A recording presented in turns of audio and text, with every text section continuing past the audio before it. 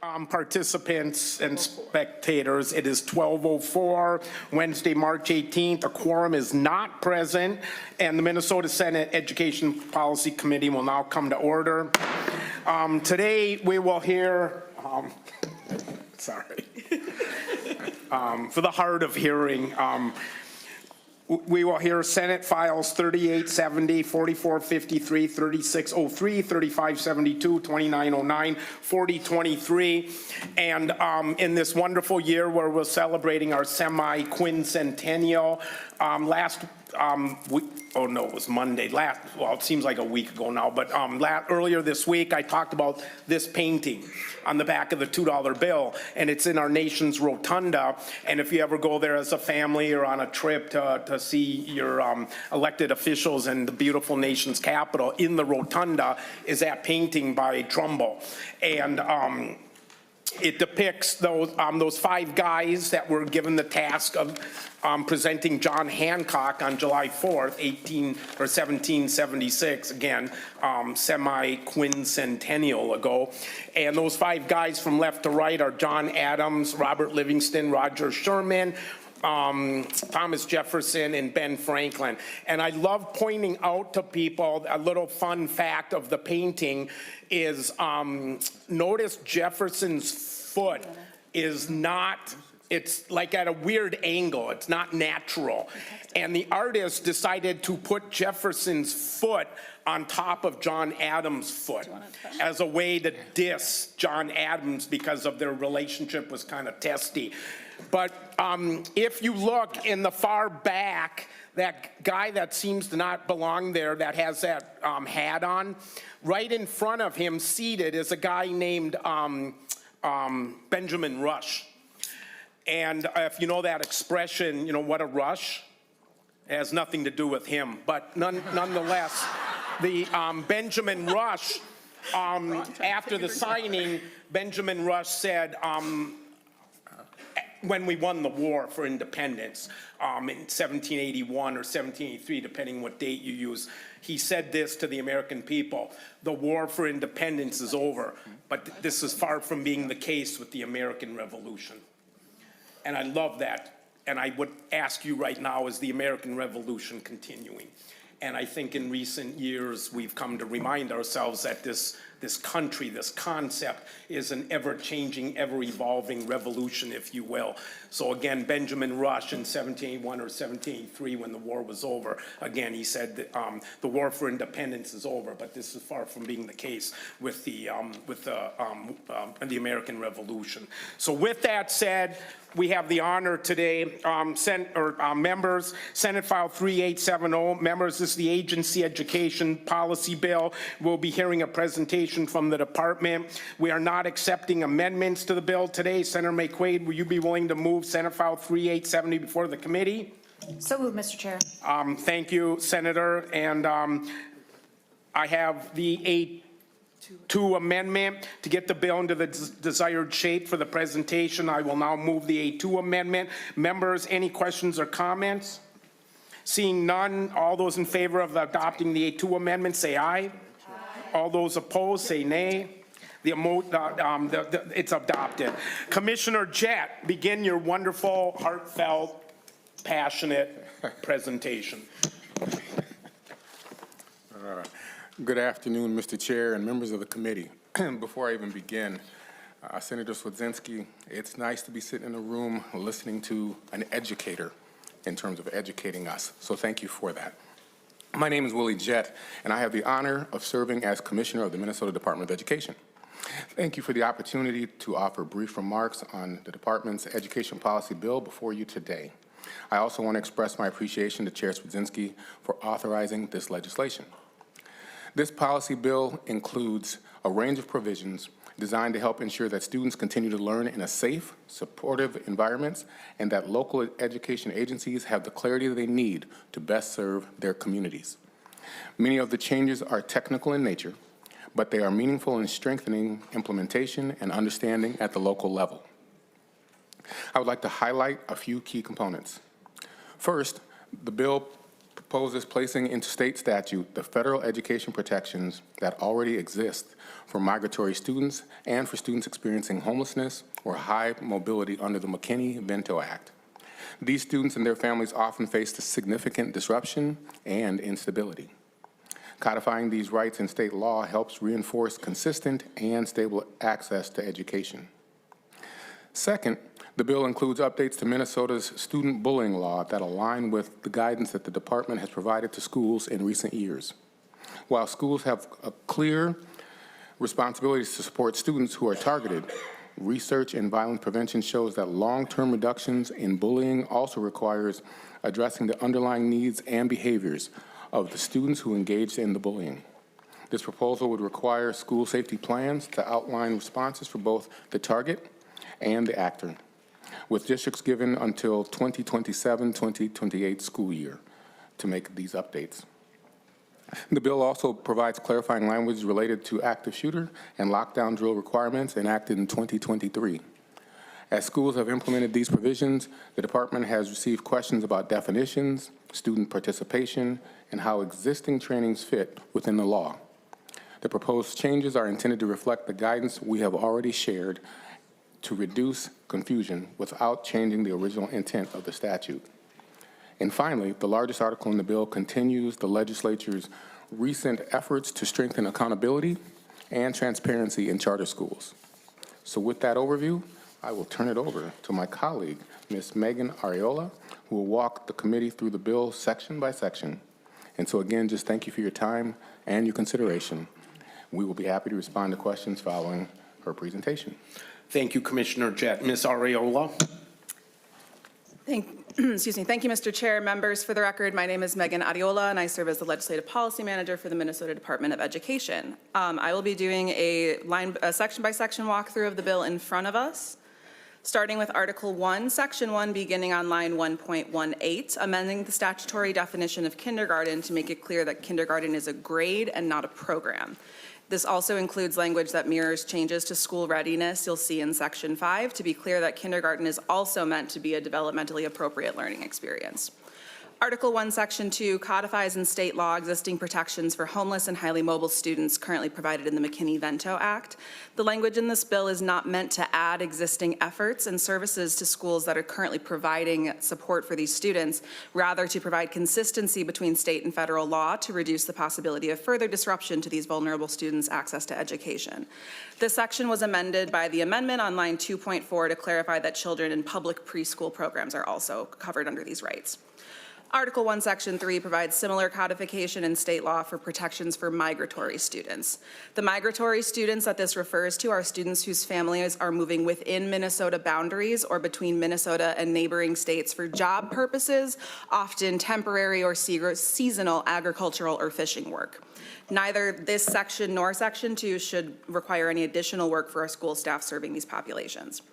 Article 1, Section 4, beginning on line 4.17, makes one change on line 5.2 to be clear in state statute that academic standards are adopted for the K-12 system as a whole, and that grade level appropriateness is established through the grade level benchmarks that you heard in our presentation about standards a few weeks ago.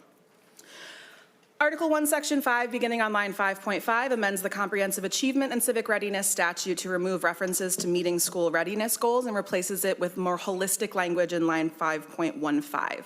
The field has told MDE that particularly for populations not familiar with the Western education system, the term school readiness is alienating and may be preventing families from accessing early learning opportunities for their students. The proposed language was worked on with community members and more accurately reflects the responsibility of adults and systems to support all learners and was created in partnership with communities and families. Article 1, Section 6, beginning on line 6.4, creates a new section of law under the Safe and Supportive Schools Act that clarifies the ways schools should respond to bullying incidences that supports both the target of the bullying behavior and also addresses the cause of the behavior from the actor. This is aligned with best practice in violence prevention as a field and makes explicit in law the practices that MDE guidance has encouraged districts to offer. This section was also altered by the author's amendment to include intermediate schools and tribally controlled schools who are subject to the school bullying law. Article 1, Section 7, beginning on line 7.11, amends the definitions under school safety drills law to more clearly delineate between fire drills, lockdown drills, shelter-in-place drills, and active shooter drills. These changes and the changes in the next section respond to inquiries from the field about how to best implement the changes around active shooter drills that were passed by the legislature in 2023. And this section was amended by the amendment to remove the language on lines 8.17 and 8.18 after the word building. This is based on feedback from partners in the field after the bill had its hearing in the other body. Article 1, Section 8 adds a subdivision to the school safety drills law that requires districts to adopt statewide guidance, which MDE will provide and make available, and lays out the ways that each school will differentiate between lockdown and active shooter drills, establishes standard practices around frequency of each drill type, and permits districts to use their discretion in offering certain drills with or without students present in an effort to reduce trauma for students, but also benefit adult preparedness. Article 1, Section 9, beginning on line 9.14, requires that expulsion hearing transcripts be made available to all parties upon appeal of an expulsion decision, and that these complete hearing transcripts must include a written transcript. This change is meant to address a problem of inconsistency in quality of audiovisual hearing transcripts provided to appealing families and meets interpretation of a ruling from the Minnesota Court of Appeals on this issue. Article 1, Section 10 makes two changes to the application criteria MDE sets for new applicants to the Federal Child and Adult Care Food Program or the Federal Summer Food Service Program. One change on line 11.21 clarifies that the sponsoring organization's annual maximum growth increase limitation is capped at 25% growth per program, not for the sponsor's financial portfolio as a whole. The second change on lines 11.27 and 11.28 strikes a reference to Chapter 13D as a binding statute for charter school board meetings. Chapter 13D has limited scope over only public organizations, which most of these nonprofit sponsoring organizations are not, so this requirement would be removed since they are not required to follow Chapter 13D. Article 1, Section 11, beginning on line 12.10, and Article 1, Section 12, beginning on line 12.15, make changes to the legislation passed last year, allowing for students to purchase a second breakfast or lunch if they've already received one meal at no cost under the Minnesota Free School Meals Program. The changes here are meant to clarify that a student may purchase a second entree for breakfast or lunch at the non-program price, and that the school may sell this to the student if the school has an entree available. When the law passed, MDE received feedback from our school nutrition program officers in the field asking for clarity how they most appropriately implement this law, particularly when it comes to billing and accounting for these additional purchases, and questions about the practical application for schools that may not have food prep available in their building. Article 1, Section 13, beginning on line 12.21, establishes in state law a deadline for the Summer Food Service Program new applicants of May 1. Under federal law, MDE already has the ability to establish our own deadlines for these applications, and May 1st is the deadline MDE has been using for years and have never had a new applicant have trouble meeting that deadline, so we would like to make that consistent for expectations in state law. Mr. Chair, that concludes Article 1. Article 2, Section 1, beginning on line 12.28, provides MDE the authority to establish alternate assessment options for bilingual seals for languages that do not have nationally normed assessments available. Under existing law, students must demonstrate proficiency to receive a bilingual seal through commercially available nationally aligned assessments in 4 language modalities. However, of all of the languages spoken by Minnesota's multilingual learners, only 10% of those languages have national assessments that meet these criteria. Languages like Hmong, Karen, Somali, Oromo, and others do not have an assessment that is available nationally or commercially, allowing for MDE to provide alternate assessment options that allow students to demonstrate their mastery of these skills in the language modalities, creates a more inclusive and equitable system that recognizes the full linguistic diversity of our school population while maintaining the academic rigor and preparation of students for success in our increasingly multilingual economy. Article 2, Section 2, beginning on line 15.8, is the first of 3 READ Act revisions within this bill. This section provides consistency in the ability of parents to opt out of individual literacy screeners for students in grades K-3 as they are currently able to do for students in grade 4-12. The only remaining difference here is that for students in grades K-3, an opt-out of a screener may only be allowed upon consultation with the student's teacher, that the screener in question may not be appropriate for their individual student needs. Because these students in these grade bands are the most critical to support their literacy attainment, these opt-outs would only be allowed in limited circumstances and would not remove the obligation for the student to continue to receive literacy interventions between the screeners. This section was amended by the amendment to strike the language on lines 15.19, beginning with the screening tool, through lines 15.23, ending with reading skills. This section was stricken because the requirements that are being written there are already provided for in lines 15.8 through 15.17, which you'll see as part of existing law, and the language is stricken to just not be duplicative. This section was also altered by the amendment to add "or legal guardian" after "parent" on line 15.27.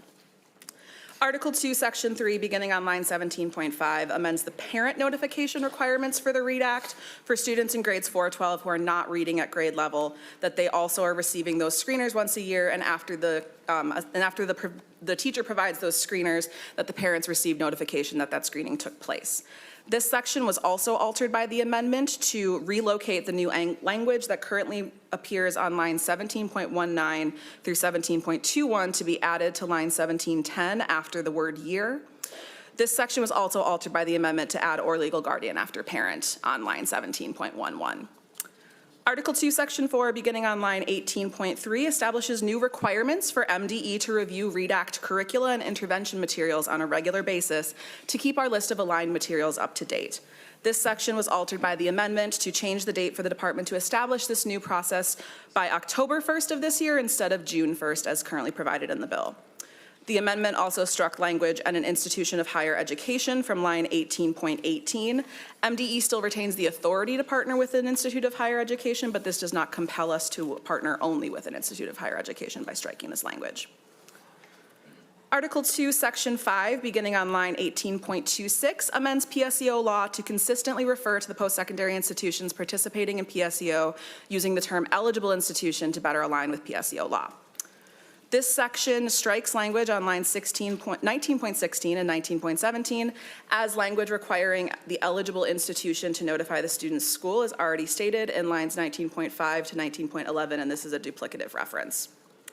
Article 2, Section 6, beginning on line 1918, amends a provision of law passed last year that establishes a secondary date by which a student may notify their school that they plan to participate in a PSEO course. It better aligns with other course planning per semester.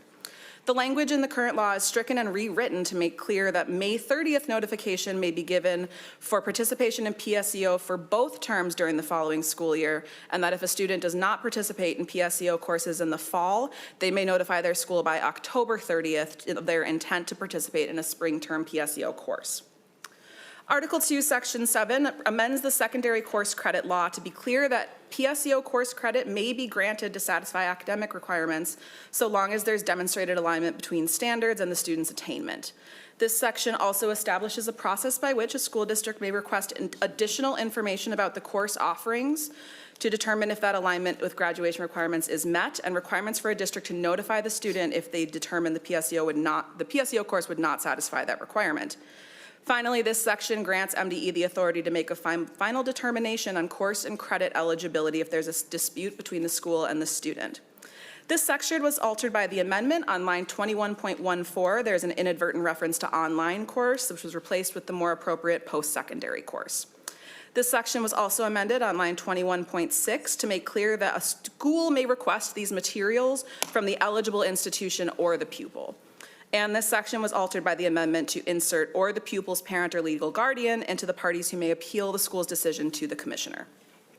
Finally, Article 2, Section 8, beginning line 22.5, is a repealer to repeal the existing process for MDE to review curriculum materials that we are recommending to be replaced by the process we laid out in Section 4 of this article. Mr. Chair, that concludes Section 2. I will jump into the charter section since this is probably the longest, but each provision I'm hoping is a much shorter description since it's a lot of technical changes.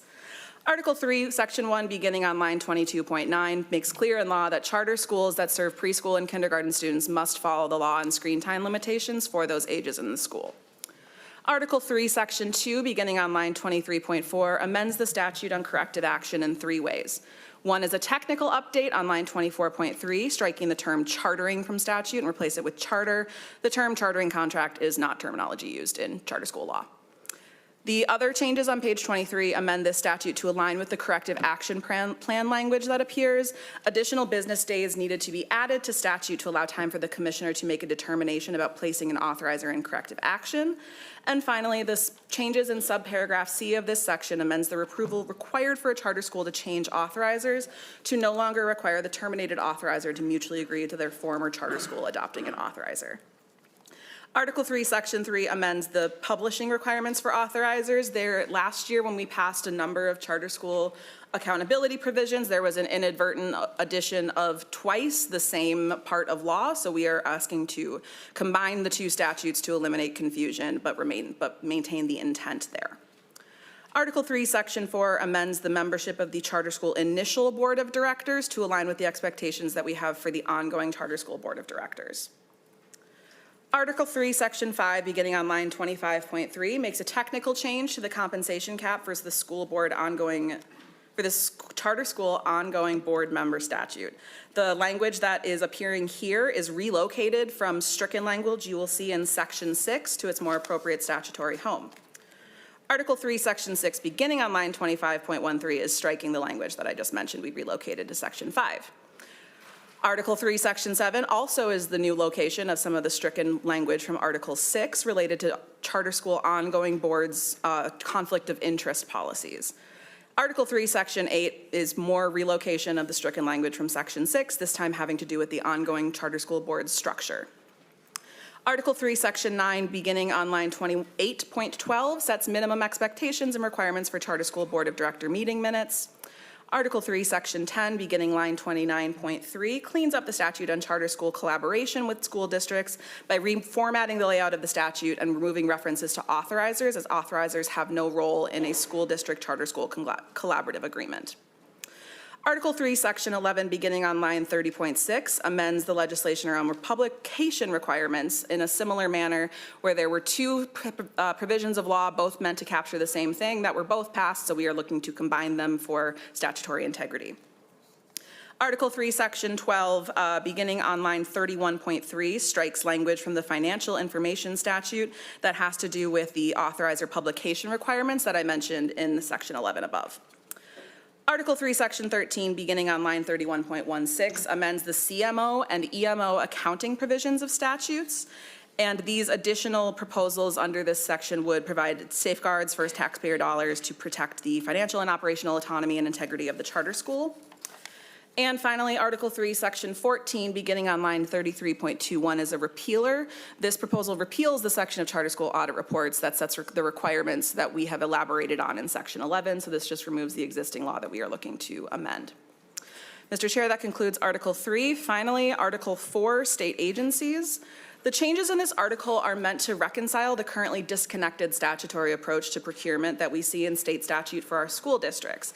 And the language in the amendment is the result of conversations we've had over the last week with school leader organizations on how to best meet this intent without providing an undue burden as part of the procurement process. So Article 4, Section 1 would require the districts purchasing using state money to be subject to their procurement plan that they are required to establish, or excuse me, a procurement policy that they are established in the following sections. Article 4, Section 2 lays out the requirements for a procurement conflict of interest policy, and Article 4, Section 3 sets the requirements for procurement by sealed bid and procurement by proposal. Mr. Chair, that concludes Article 4, and that concludes the bill. I stand ready for questions. Thank you both. Members, questions, comments? Oh, nice work. Okay. I just want to thank you both for everything you guys do, and as we move forward in the next couple weeks or month or so, to try to do the best thing for our schools. And I just want to do a special shout out to all the charter schools out there the last few years. You guys have been under a microscope, and I appreciate all the efforts and comments to try to keep that balance of creativity and originality and experimentation the original intent of the charter schools with having the high standards the school, traditional school building down the street has. And so it's been an ongoing, wonderful ride, trying to work that balance out and continue. And I appreciate all the work you've done this, to continue that. So with that said, Senator May Quaid. Sorry, Mr. Chair, I was trying to look at a few different notes. Is there any language in here about compass? Mr. Chair, Senator May Quaid, not explicitly pertaining to Compass in this section. However, our Compass team does provide support for all of the divisions who would be responsible for implementing this work at MDE. So nothing explicit in this bill about our Compass team, but they are a very critical part of our work at MDE. Okay, thank you for the fine work, you two.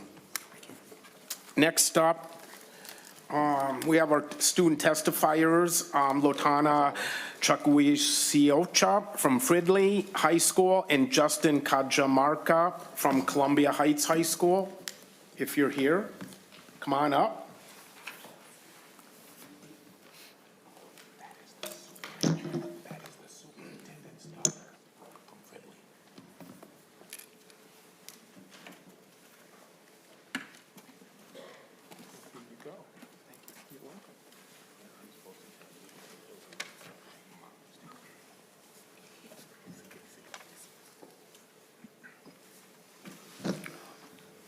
Wow, us you two. Go ahead.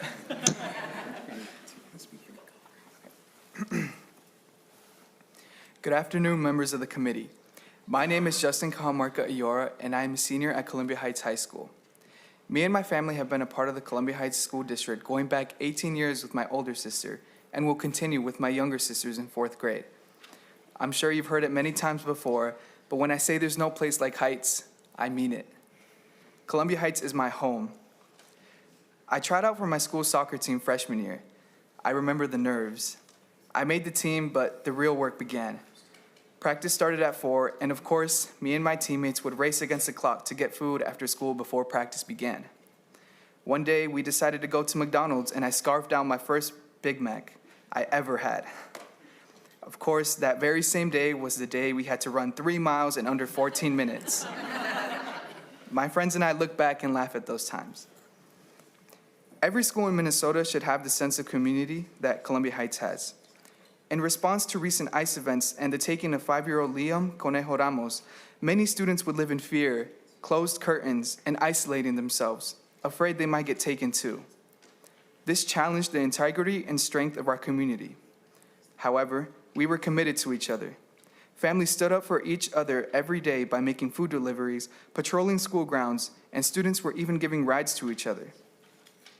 I believe that Columbia Heights sets the example for what a community should look like. Everyone truly belongs and succeeds at Heights.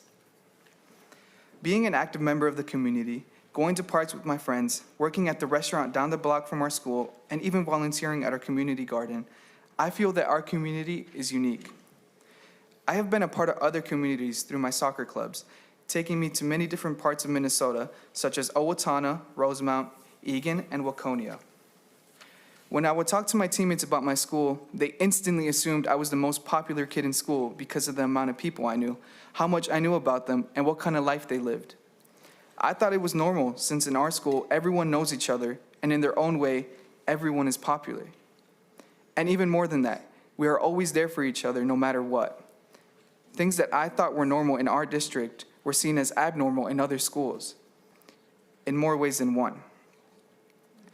Being a part of my high school soccer team, I was truly exposed to the discrepancies we face in our school district. When we would travel to away games, I would see our opponent in full warm-up kits, matching uniforms, all fitted nicely in their team backpacks. Meanwhile, our team was warming up with the clothes they wore to school. Why do other students have better resources than us, despite attending school so close to us? If I were to change anything about education in Minnesota, it would be to change how money is distributed in our school districts.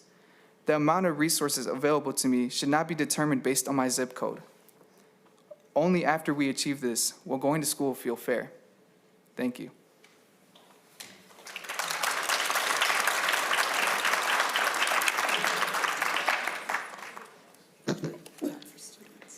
Good afternoon. I guess you are allowed to clap for students. So don't, please make sure you don't clap at any other time. And I know you won't because you're wonderful people.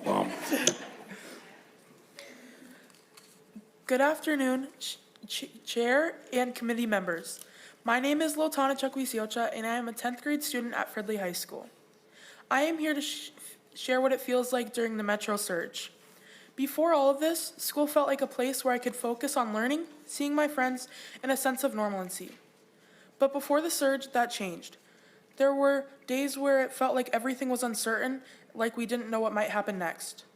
In the classroom, it became harder to concentrate even when teachers were doing the best to keep us on track. There was a lot going on around us. Sometimes there were disruptions, and sometimes it was just tense. You could feel it in the room where people were anxious and more distracted and not always feeling safe or settled. For me and many of my classmates, it wasn't just about academics anymore. It was about trying to manage stress and emotions, while we were expected to learn at the same level. And that's really hard when your environment doesn't feel consistent or calm. What stood out to me, though, was how our teachers and staff cared. They showed up every day, even when things were difficult. They tried supporting us and checking in with us and kept things normal as possible. My school has always felt very close-knit and welcoming, almost like a family, and they kept it that way. But I think it's most important for you guys to understand that students feel these changes deeply.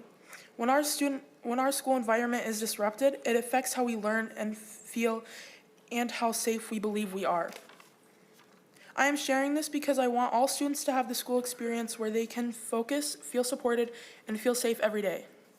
Thank you for listening to my experience.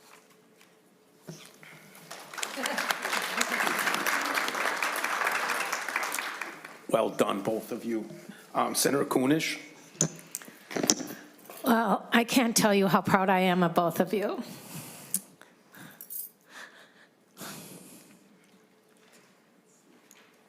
And I can't tell you how proud I am of the communities of Columbia Heights and Fridley these past months, when the teachers, the superintendents, just so you know, one of those children is the daughter of the Fridley superintendent. I won't tell you which one, but I saw firsthand how incredible your communities rose to support not only our students, but our teachers, our administrators, and the community wrapped their arms around all of our members, everyone, in order to not only protect them, but to meet the needs of our community.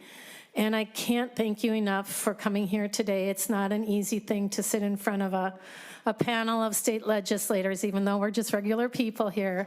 But we just so appreciate you. We appreciate what you've been through and look forward to the incredible things that I know both of you are going to do in the future. So please take our thanks and our appreciation back to your school and your community. Thank you again, and I've been giving a great deal of thought lately to school climate and culture, and you used the word community, and I don't think I've ever in 40 years in education heard the phrase where every kid is popular, stated from a student, and that really resonated with me, and so I can't thank you two enough, and thanks for coming down and not letting school get in the way of your education. Members, a gentle reminder, we've only got a couple hearings left if you still haven't had your own students from your own districts, and we'd love to hear from them as well. And Columbia Heights High School was my first paying long-term sub gig I ever had. So the school emotionally is a great memory in my head of my time there. So thank you both. Thank you.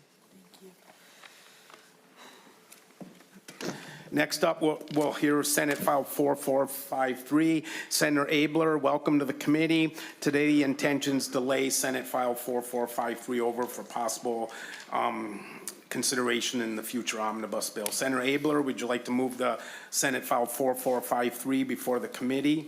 I would like to do that. Mr. Chair, just before I start, I want to suggest this bill is that good, you might want to clap after this one, so. That won't be allowed. I think I have some testifiers here that can come up.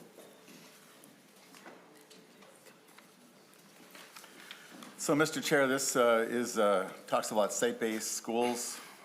I'm going to be very brief. There's a lot of work to do today, but it's a cleanup bill for what's already in statute. It's cost neutral, yay.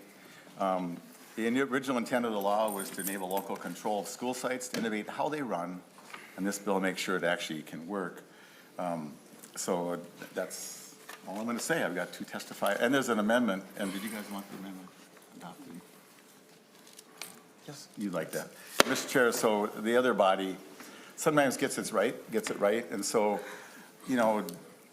so I think we can go along with an amendment that they were sorted out with the advocates. And so if I can move to A1, I'd appreciate that. Members, any questions about the A1 amendment? Is it in the packet? Okay.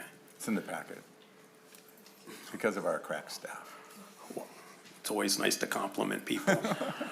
Senator Abeler, all those in favor of the A1 amendment, say aye. Aye. Aye. All those opposed? The ayes have it. Senator Abeler, to your bill. Go ahead. All right. Thank you, Chair Cwodzinski. My name is Marcus Penny. I'm the Communications Director for Education Evolving. We are advocates here in Minnesota for more student-centered learning. And thank you, Senator Abeler, for bringing this bill. So a little bit about it. A site-governed school is a district school where educators elect to do things a little bit differently to meet the needs of the students before them. With an agreement in place between the school and district, educators pair flexibility with accountability. Teachers, those closest to students, can set the learning model, choose curriculum, shape how the school day looks, all with time and stability to see things through, and without forfeiting the benefits they enjoy from their district or union. If you like that idea, you're not alone. Lawmakers put a framework for site-governed schools into law a couple decades ago, but unfortunately, no Minnesota school currently uses it. The current statute is confusing. I know, shocker. Site-level educators and district leaders both have come to Education Evolving excited about its possibilities, but puzzled about how to get started. This is a cleanup bill, so educators can unlock tools for innovation and authentic power sharing already on the books, however dusty.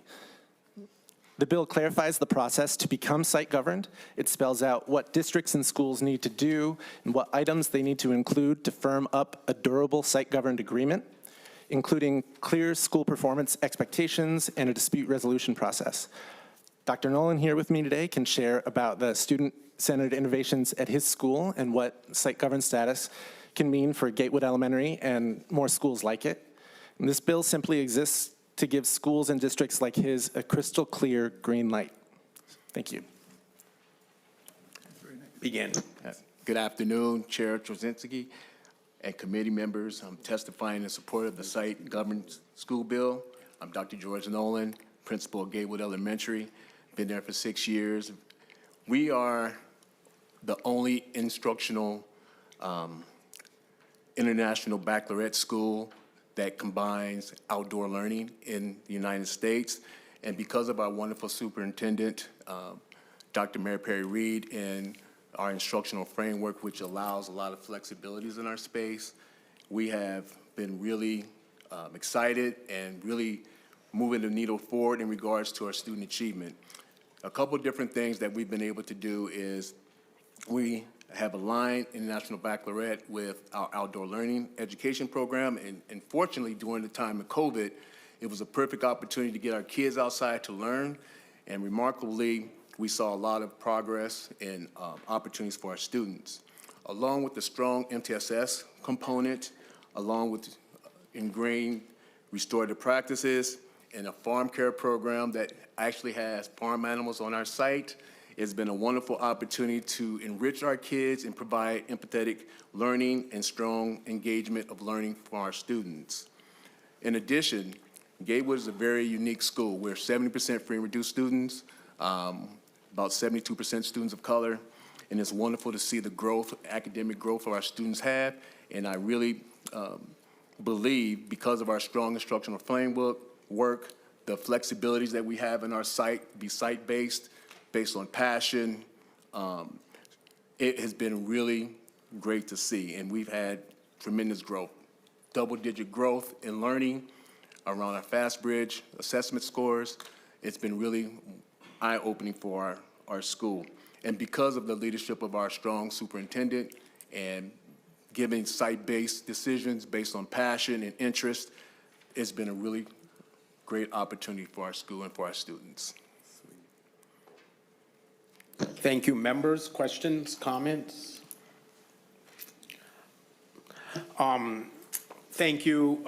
From Gatewood Elementary is probably the closest grade school to my house, and I just love the outdoor component of the curriculum there. Yes. That they're just, we need to get kids outside and do a little bit of this during their course of their day. So I just admire your program so much, and that the novelty of that. And so Feel free to come by, and I'll show you our little mini pigs. And I might do that because I can walk there from my house. So thank you. Senator Abeler, closing comments? Well, thank you, Mr. Chair. And, you know, sometimes your grandpa's old tools are dusty, but they still work. And so we're going to dust off this tool so more students can enjoy the benefits of what Gatewood is doing. And, you know, also, Mr.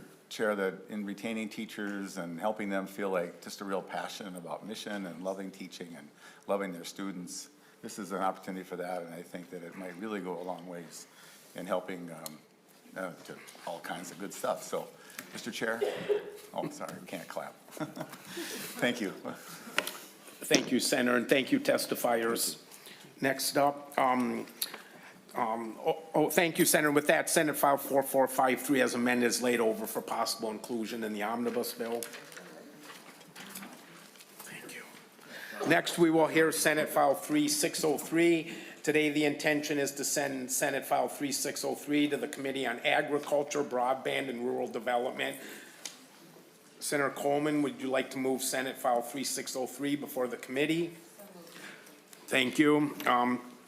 Senator Rasmusson, I understand you have the A1 amendment. Yes, Mr. Chair, and I'd appreciate if the committee would adopt the A1 as an author's amendment. Senator Coleman, please move the A1 amendment. Thank you. Members, any questions about the A1 amendment? Seeing none, all in favor, say aye. Aye. All those opposed? Seeing none, the amendment is adopted. Senator Rasmusson, to your bill. Thank you, Mr. Chair. I appreciate the opportunity to have a hearing on this bill today. I have the honor of representing the Fergus Falls Veterans Home. And the Veterans Home frequently has events that bring together residents and community members to honor the service of our veterans. At an event last year, I had a veteran pull me aside and ask me about how he and some of his friends, his fellow veterans, could get their high school diploma. And he shared with me about how, due to their service in war, they were unable to complete their high school degree. A number of states have established high school diploma programs for veterans who have served in active duty and during a time of war. These programs recognize the experience and skills gained on active duty for these veterans. The bill before the committee would establish a high school diploma for veterans program here in Minnesota. A veteran who has served, who is unable to complete their high school education and served during the Korean conflict or the Vietnam War would be able to request a high school diploma from a school district or charter school. And Mr. Chair, I appreciate the conversation and feedback on this bill with the Minnesota Department of Veterans Affairs, the Minnesota Department of Education, and also local veterans who provided input into establishing this program. So I'm happy to take any questions from committee members. Let's hear from your testifier first. Thank you, Chair and members. For the record, my name is John Kelly. I serve as the Director of Government Affairs for the Minnesota Department of Veterans Affairs. Thank you for the opportunity to testify today on Senate File 3603 as amended, and thank you to Senator Rasmusson for bringing this bill forward. This bill clarifies in state law what we understand to be a standard practice for school districts across the state, providing at-request high school diplomas for veterans who left school before graduating to serve in the military. We appreciate the collaborative approach that Senator Rasmusson took in drafting this bill. The bill, as the amendment that was before the committee today, reflects input from MDVA as well as MDE, and we are good with this bill. Under the process in Senate File 3603, school districts will provide a diploma to Minnesota Korean War era and Vietnam era veterans. This process allows for recognition of those who put their education on hold to answer their country's call. If passed, Minnesota would join numerous other states who have enacted similar policies and programs. My grandfather, a proud World War II veteran, received his high school diploma in the 1990s under New York State's version of this program. The Minnesota Department of Veterans Affairs stands ready to assist school district staff as needed to verify discharge paperwork. Thank you for your time today. I'm available to answer any questions. Senator May Quaid.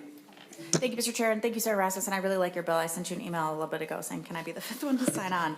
I have just technical questions.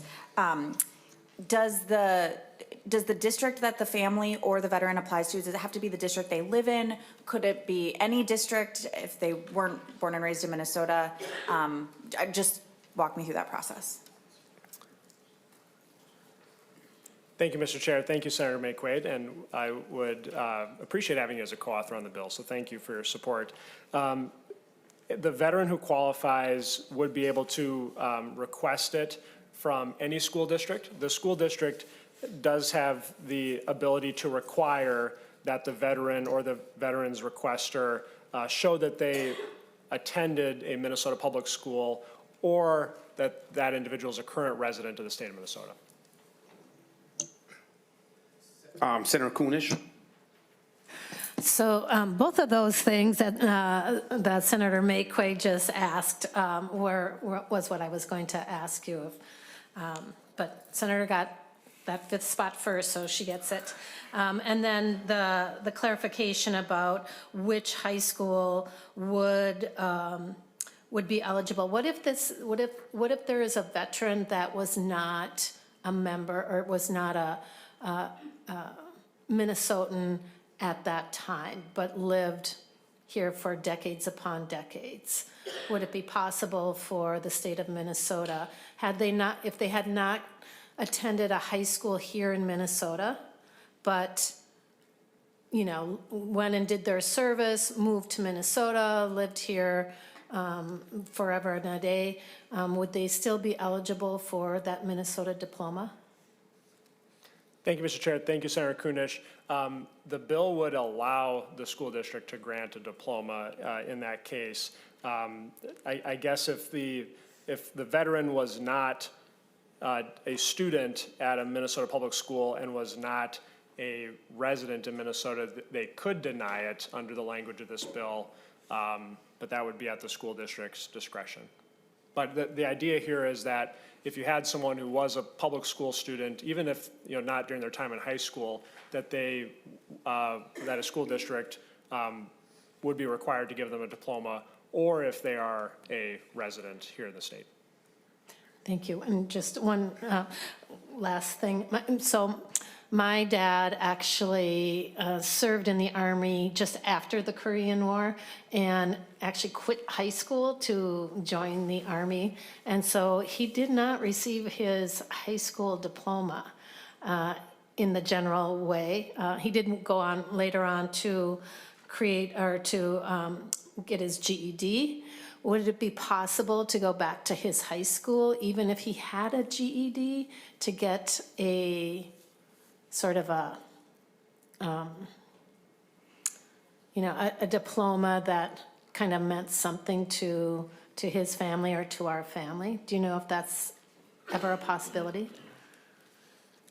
Chair, or Senator, so under the bill as amended, if they served during the Korean conflict time period there, so it's a little bit broader than the war itself, and they can demonstrate that through their discharge orders, I don't see anything in the bill that would prohibit that. Okay, thank you. Senator Bolden. Thank you, Mr. Chair. Thank you, Senator Rasmusson, for bringing this bill. I'm supportive of it. I just am curious, and if you said this and I missed it, my apologies. Do you know roughly, do we have any idea of how many people this would be able to take advantage of this? Chair, Senator, so I would have to go and look at specific conflict data, but we have, about 278,000 veterans in this state from various conflicts. A large number of our veterans in our veterans population are Vietnam era veterans. So, but I think, again, this is a subset of those folks who didn't finish school, and it's, it's spread across the state. So we understand it, but I can get you that more specific veterans population data. Thank you, Mr. Chair. And regardless of how many it is, it's a good idea, and thank you for bringing it. I was just curious. Thank you.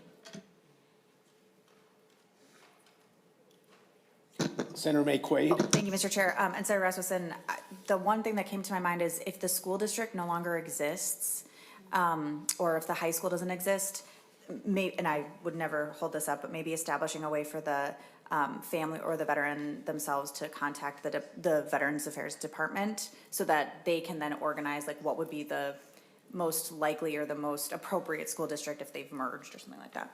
Mr. Chair? Thank you, Mr. Chair. Thank you, Senator McQuaid. And yes, the bill would allow that veteran to request, or the veteran or their family to request the diploma from a successor school district, right, if there's a consolidation.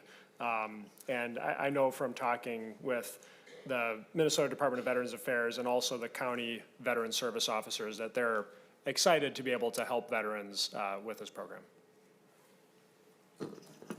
Members, anybody else?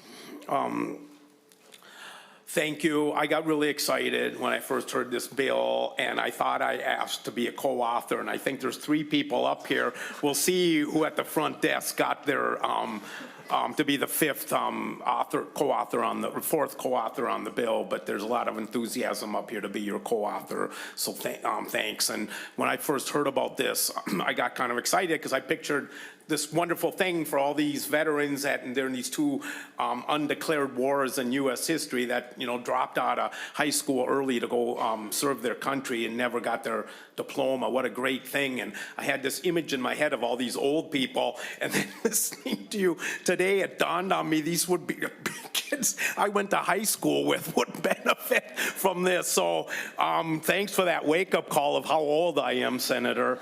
Do you have any final comments to your bill? Thank you, Mr. Chair, and I appreciate the opportunity and the support for this idea. And it's really going back to our neighbors, Minnesota veterans who delayed or were not able to complete their high school degree to serve our country during times of conflict. And they answered the call, and I think this is a fitting way to recognize the skills that are learned through active duty in a conflict and to thank them for their service to our country. Mr. Chair, I would have one request for your consideration. I know you had talked about potentially sending this bill to the Committee on Agriculture. I don't know what your plan is, and the only, and I'll follow your lead on that, Mr. Chair, and I appreciate the opportunity to have a hearing.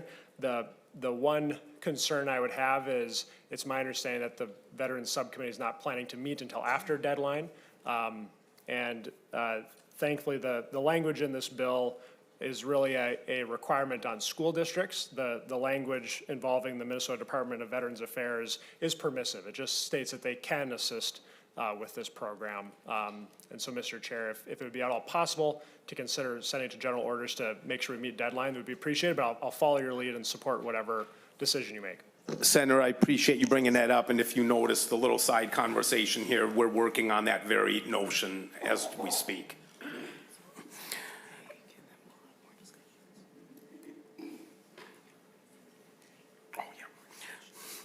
Thank you, Senator. And with that, Senator Coleman renews her motion that Senate File 3603 as amended be recommended to pass and referred to the Committee on Ag, Broadband, and Rural Development. All those in favor say aye.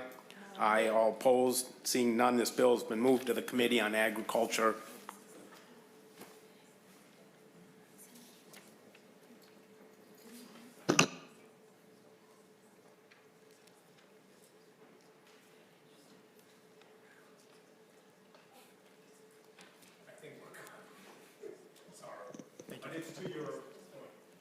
Thank you.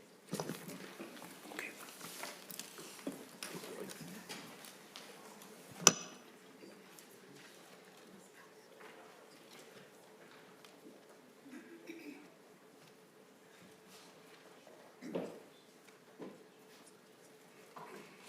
Okay, next we will hear Senator Cwodzinski, Senate File 3572. It is the intention to move this bill to the Committee on Finance. Senator Cwodzinski, would you like to move Senate File 3572 before the committee? I would. Great. You may begin, Senator Cwodzinski. Thank you, members. As I said in the committee earlier this week, I do believe I may be the only senator in this room that knows what it's like to walk into a classroom and announce to the students that we had another Columbine today, we had another Rocori today, we had another Red Lake today, we had another Sandy Hook today, we had another Virginia Tech today. And I've been saying this ever since I became a senator. I wished for the life of me that I'd put a hidden camera behind me as I announced to those 30 students that we had another school shooting today. Because the looks on those students' faces were priceless. And their looks on their faces are like, can't you grown-ups get your act together? Can't you make it so that only soldiers coming home from war have post-traumatic stress and not our students? And that the American dream has become a national nightmare for far too many. And after Annunciation, so many families have echoed the sentiment that can you at the legislature do something? And I've been thinking about, you know, when people said, when we were trying to eliminate smallpox, and people that said it can't be done, and we tried to put seatbelts in cars, and people said it can't be done, and let's get rid of secondhand smoke, and people said it can't be done, and let's land a man on the moon, and people said it can't be done, and let's liberate Europe from tyranny and fascism and anti-Semitism, and people said it can't be done. And there's people today that are saying it should be mourning in America, and I want to change that to it should never be mourning in America. There's too many students and families that are mourning the loss of innocent lives, and we need to stop saying there's nothing that can be done to prevent the next Columbine or Annunciation or Rocori or Red Lake. It's about time that we tried to do something, and so many people are out there saying, and what this bill basically does, I'm sorry, I should have addressed that. I get kind of excited about this topic, and what this bill basically does is two things. And before I get to those two things, I want to remind the members in the audience today and the members of this committee and the chair that it was about almost 100 years ago now that FDR talked about the 4 basic freedoms that every democracy has to preserve. And he used the 4 freedoms as freedom of speech, freedom of worship, freedom from want, and freedom from fear. And Norman Rockwell depicted his 4 masterpieces of how he interpreted those 4 basic freedoms. And if Rockwell was painting those images today, I think he would paint that woman maybe perhaps running to Annunciation with her shoes in her hand as freedom from fear. And what this bill basically does is 2 things. One, right now, under current legislation, if it's up to the principal of the building whether to allow an adult with a permit to carry into the building. Principals, and Roger will address that, don't really want that responsibility, but he'll talk more about that.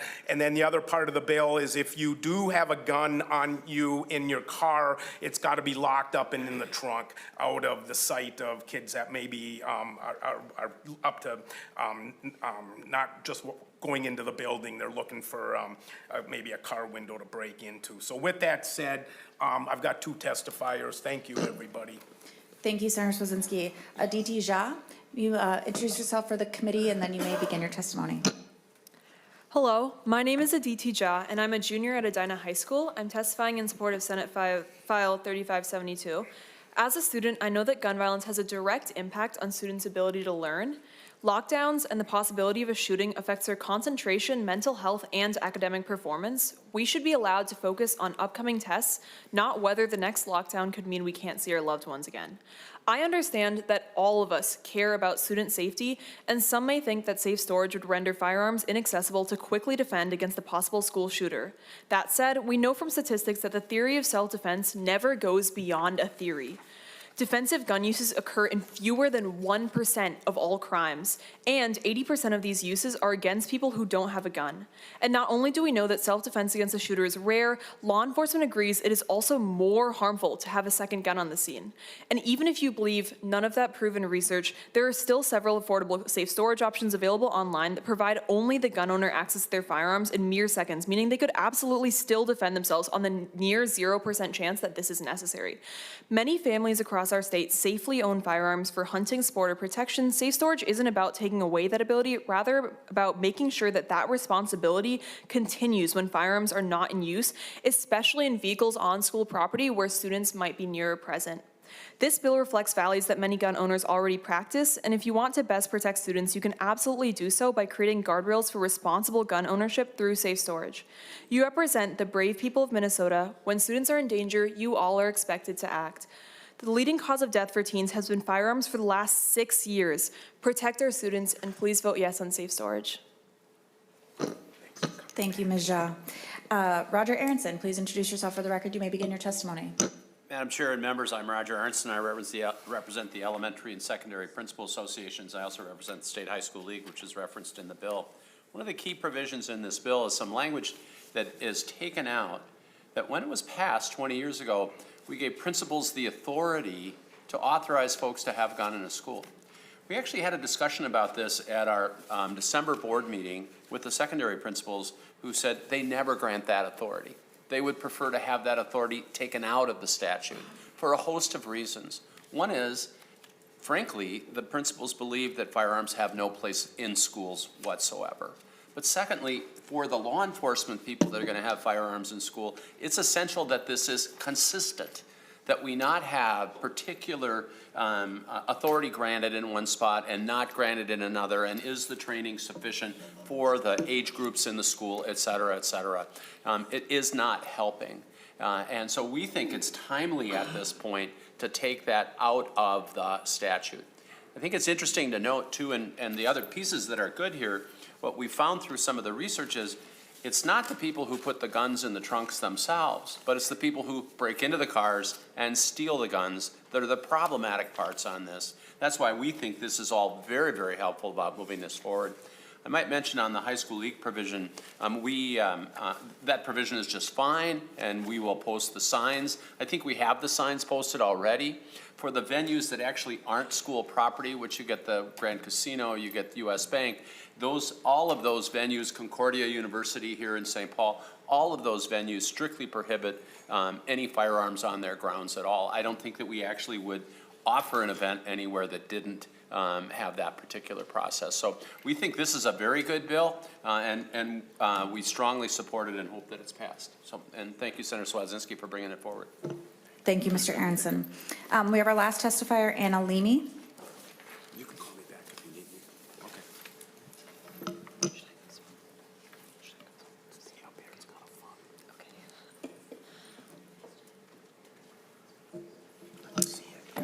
Ms. Leamy, introduce yourself for the record. You may begin your testimony. Thank you, Madam Chair, members of the committee. My name is Anna Leamy, Director of Government Relations and Advocacy for the Minnesota Gun Owners Caucus.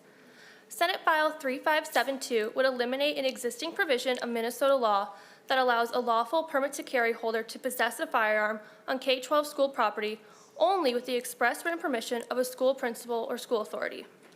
This provision is not a loophole, it is not unregulated, and it is not reckless. It is a narrow and discretionary authority exercised by school leadership on a case-by-case basis and applies only to individuals who have already undergone background checks, firearm training, and statutory vetting under Minnesota's permit to carry law. In practice, this authority has served an important purpose. For some schools, particularly private schools or institutions without assigned school resource officers, this provision has enabled administrators to authorize trained individuals, including staff members and security officers, to provide on-site security. Senate File 3572 removes that local discretion and replaces it with a statewide prohibition, even in circumstances where school leadership has determined that allowing a specific trained, law-abiding adult to carry a firearm is appropriate for safety. Minnesota's permit to carry system requires applicants to pass a criminal background check, complete certified training, and meet strict statutory eligibility requirements.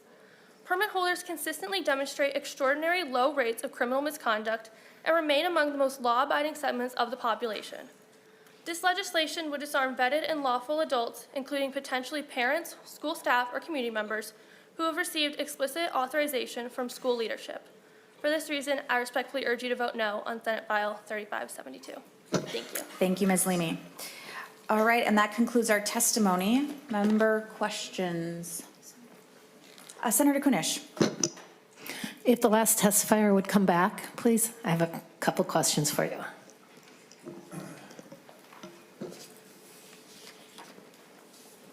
Senator Kunesh. Thank you.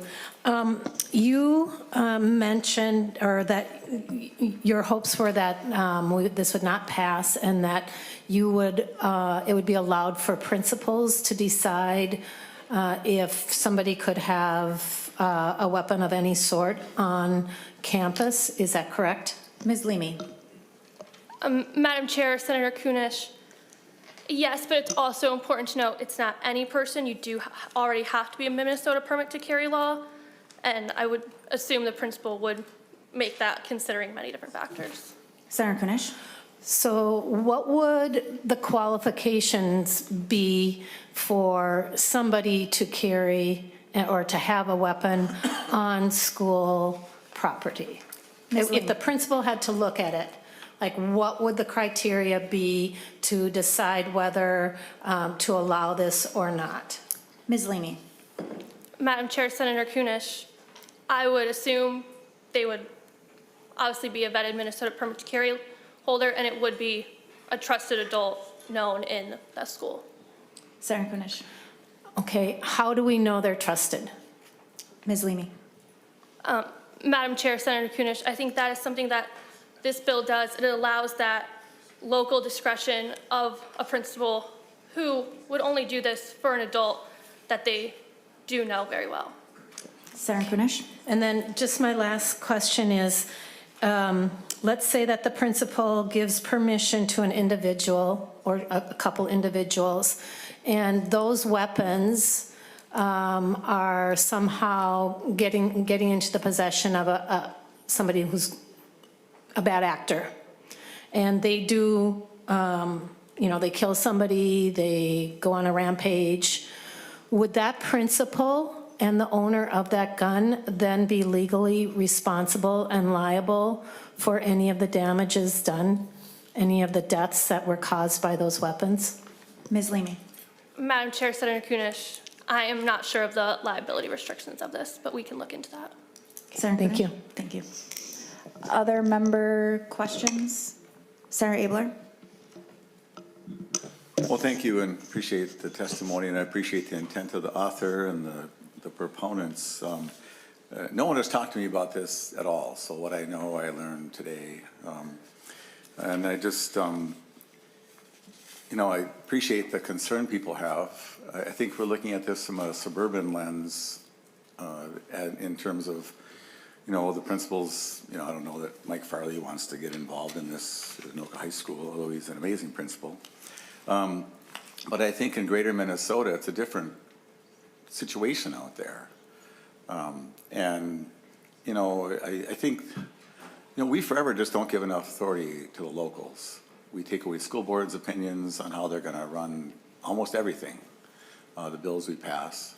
And there's a lot of common sense that could be done just giving more flexibility. And I think taking away this flexibility might not be in the best interest. I do have a question on the bill.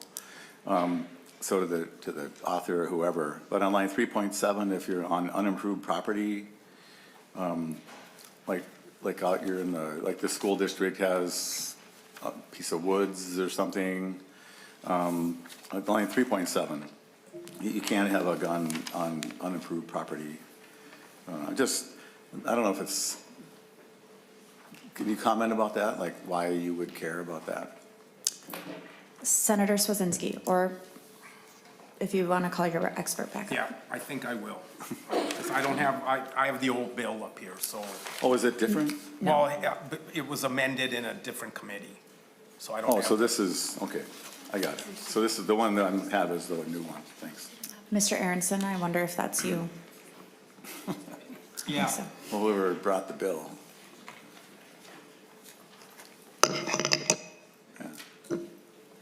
Yeah.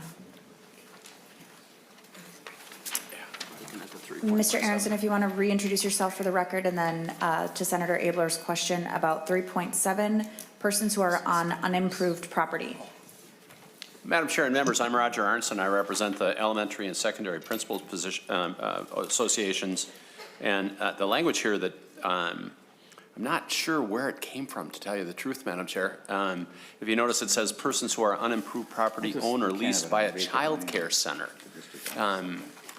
Someone had a thought about a child care center being an exception here at some point. I'm not sure why that works anymore, or a school district, unless we know the students currently present land for a school-related activity. I don't think that, I'm not sure what the intention of that was when this was passed 20 years ago. Yeah. Senator Abeler. Well, thanks. I don't know. I wish I was more confident this is actually going to do any good. I think the principal can simply say no, and that's the end of it. I don't know why your elementary principals, God bless them, can't just we would just rather not have it there, and then they don't have it there.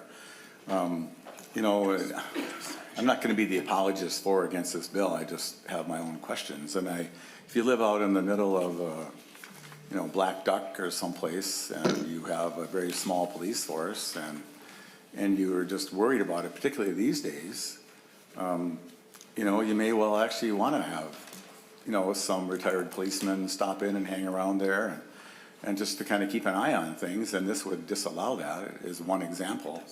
So I just think I think if you put the word gun into a bill, Mr. Chair, Madam Chair, Mr. Chair, you suddenly raise the temperature of the water, and I think that, I don't know what is going on in the industry, the system here about the House, the other body, and not that I care what they do very much, we just do our best work here, but I think if you're trying to get this to go and, do the good thing you want to do without creating somebody else to be at greater risk, I just think you want to work on it a little bit. So anyway, that's my advice. Thank you. Mr. Aronson. Thank you, Madam Chair. Roger Arnson again. A couple things about that. We think that everyone deserves appropriate protection in schools. State law says the kids have to come. So we have an obligation to protect them when they're there. And we have an obligation to expend the resources to have appropriate law enforcement, school resource officers, whatever it might be, to protect them in those sites. This is very, very important. I think that, and I appreciate Senator Abeler's thoughts about this, about maybe someone hanging around, those sort of pieces, but this ought to be a first priority. And frankly, I would come back to, we do two things in schools, particularly as school principals. Number one, we keep kids safe while they're there. That's number one. Second, we try to teach them something. But there is no substitute for keeping them safe. We want to get all of them home every day in the same fashion we receive them in the morning. So the consistency on this, that's why this section's coming out. If you thought there were some standards you wanted to put in statewide for protection in schools, that'd be a real good bill. We can talk about that at some point in the future. But this is a good idea to do this bill in this fashion. Madam Chair. Madam Chair. Senator Abeler. I'm just about done. So this includes private schools too? Mr. Aronson. Yeah, Madam Chair, it does actually. It's interesting, but the statute covers, well. So it's on, Senator Abeler. Line 2.6 that talks about Yes. private schools. Public or private, elementary, middle. Yeah. So Senator Abeler.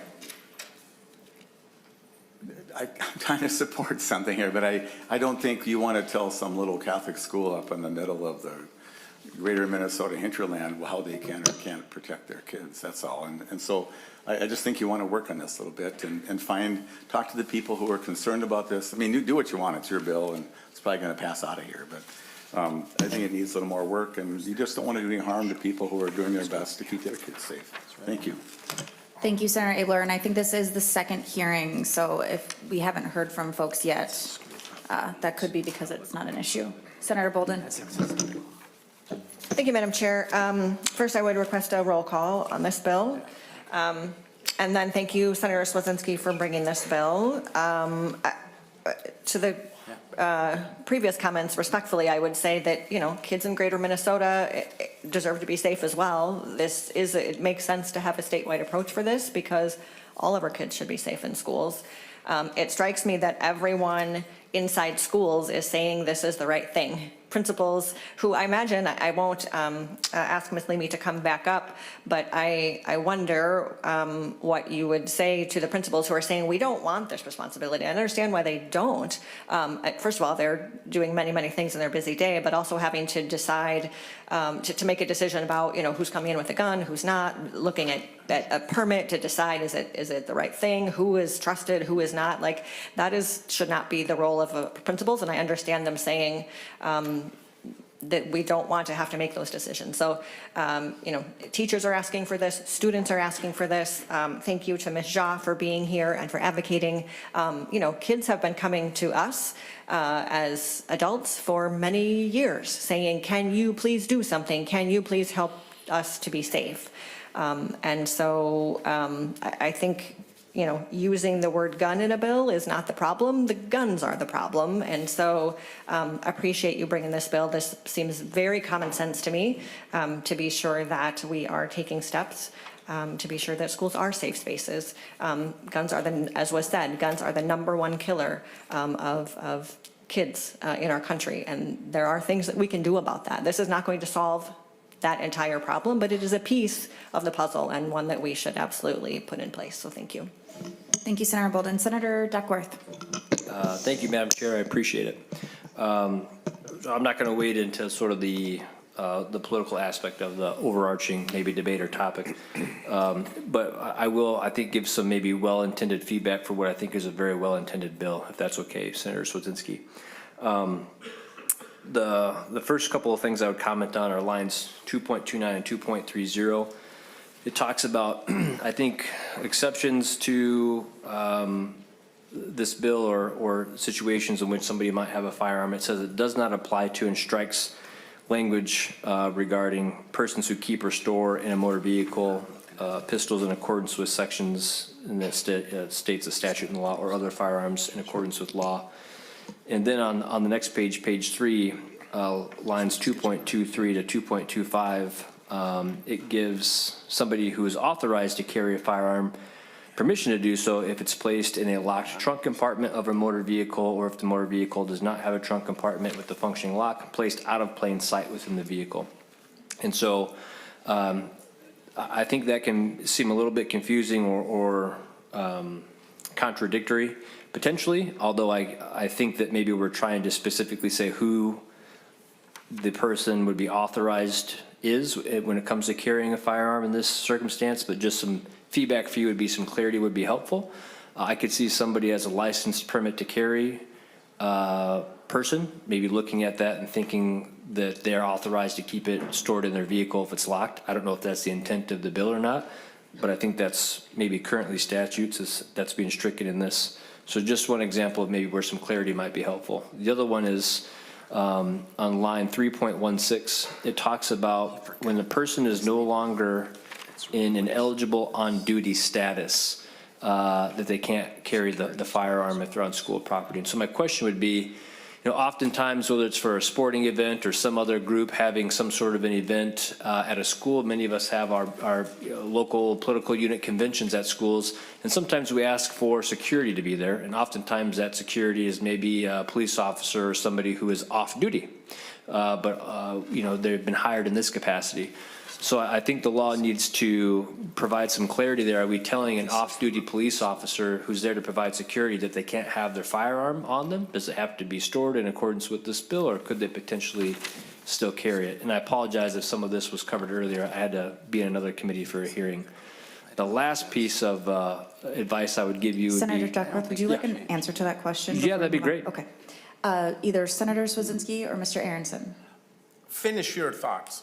You know, Senator Sorry, Duckworth. Madam Chair, that's thank okay. you. I think Madam Chair finished them for me, so I forgot where I was. Senator Duckworth, I didn't mean to cut you off, it was just a question. I and meant wanted- that in a joking manner, not in any other way. So that's all I've got for now. Okay. Senator Cwodzinski and/or Mr. Aronson. Senator Duckworth, thank you, Madam Chair. Senator Duckworth, what version of the bill, what are you looking at? Well, I'm looking at the version. Senator Duckworth. Yep, first engrossment. Okay. Is that the right version? Yeah, so if Okay. you take a look at page 3, I think that Or Cwodzinski. first question may be answered. Yeah, absolutely. Could you Senator elaborate? Duckworth. Thank you, Madam Chair. Could you elaborate in regard to? Madam Chair? Mr. Aronson. The way that this is structured, if you notice on 2.22, it says the following people can, that it doesn't apply to active police officers. So an active police officer can have the gun. Then it says if you're going to store the gun in the trunk, that's deleted, and that gets picked up by the new language at 3.14 that talks about how you have to store the gun in the trunk. Okay. Madam Senator Chair. Duckworth. Thank you. I appreciate that. And the reason I ask is so that if and when it matters, people can come back and revisit the conversations that we've had for clarity there. So the intent of the bill is if you're authorized to do so, you can, so long as it's obviously secured or in this bill also placed out of plain sight within the vehicle. The other remaining question I would have that I'm not looking for an answer today on, but hopefully you all have the ability to find an answer to if this becomes law is an off-duty police officer who's providing security at a school. Can they have their firearm on them or does it have to be stored? Because the way I read this bill, the bill, if they're not on duty, they would not be able to carry it on them. Senator Duckworth, on 2.23, this subdivision does not apply to, and then active licensed peace officers. It doesn't talk about whether they're on or off duty. I appreciate that, Madam Chair, if I can. Line point 316 talks about when a person is no longer in an eligible on-duty status. And that's where I think we might have some contradictory language or just misunderstanding.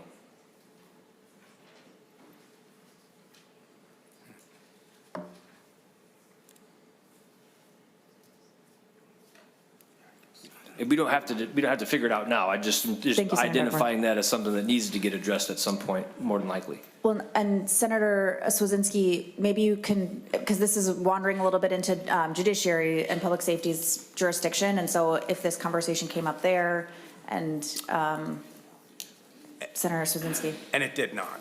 Okay. So, I'm not on that committee, thankfully. Okay, so Mr. Aronson, anything to add specific to Senator Duckworth's question?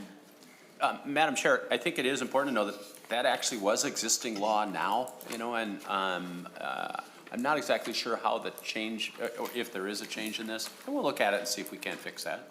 I mean, those are valid points, don't you think? I mean, yeah. Thank you. Okay, Senator Coleman, then Senator Wiesenberg. Senator Coleman. Thank you, Madam Chair. I apologize if I missed this. I was actually talking to teachers out there while Senator Abeler was speaking. How would this impact private schools? Mr. Aronson. Madam Chair, Senator Coleman, it actually does affect private schools because the language in the bill applied to private schools, the current language.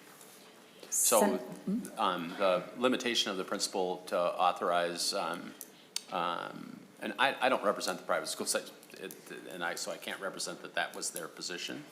But it would limit that if, in terms of a principal at a private school authorizing an individual to have a gun in the school. Senator Coleman. Thank you, Madam Chair. Senator Cwodzinski, I would strongly encourage amending out that portion. On the morning of the Annunciation shooting, it was my kindergartner's first day at a Catholic school. And I was recently at a fundraiser for said school trying to find a way to afford an SRO and security upgrades.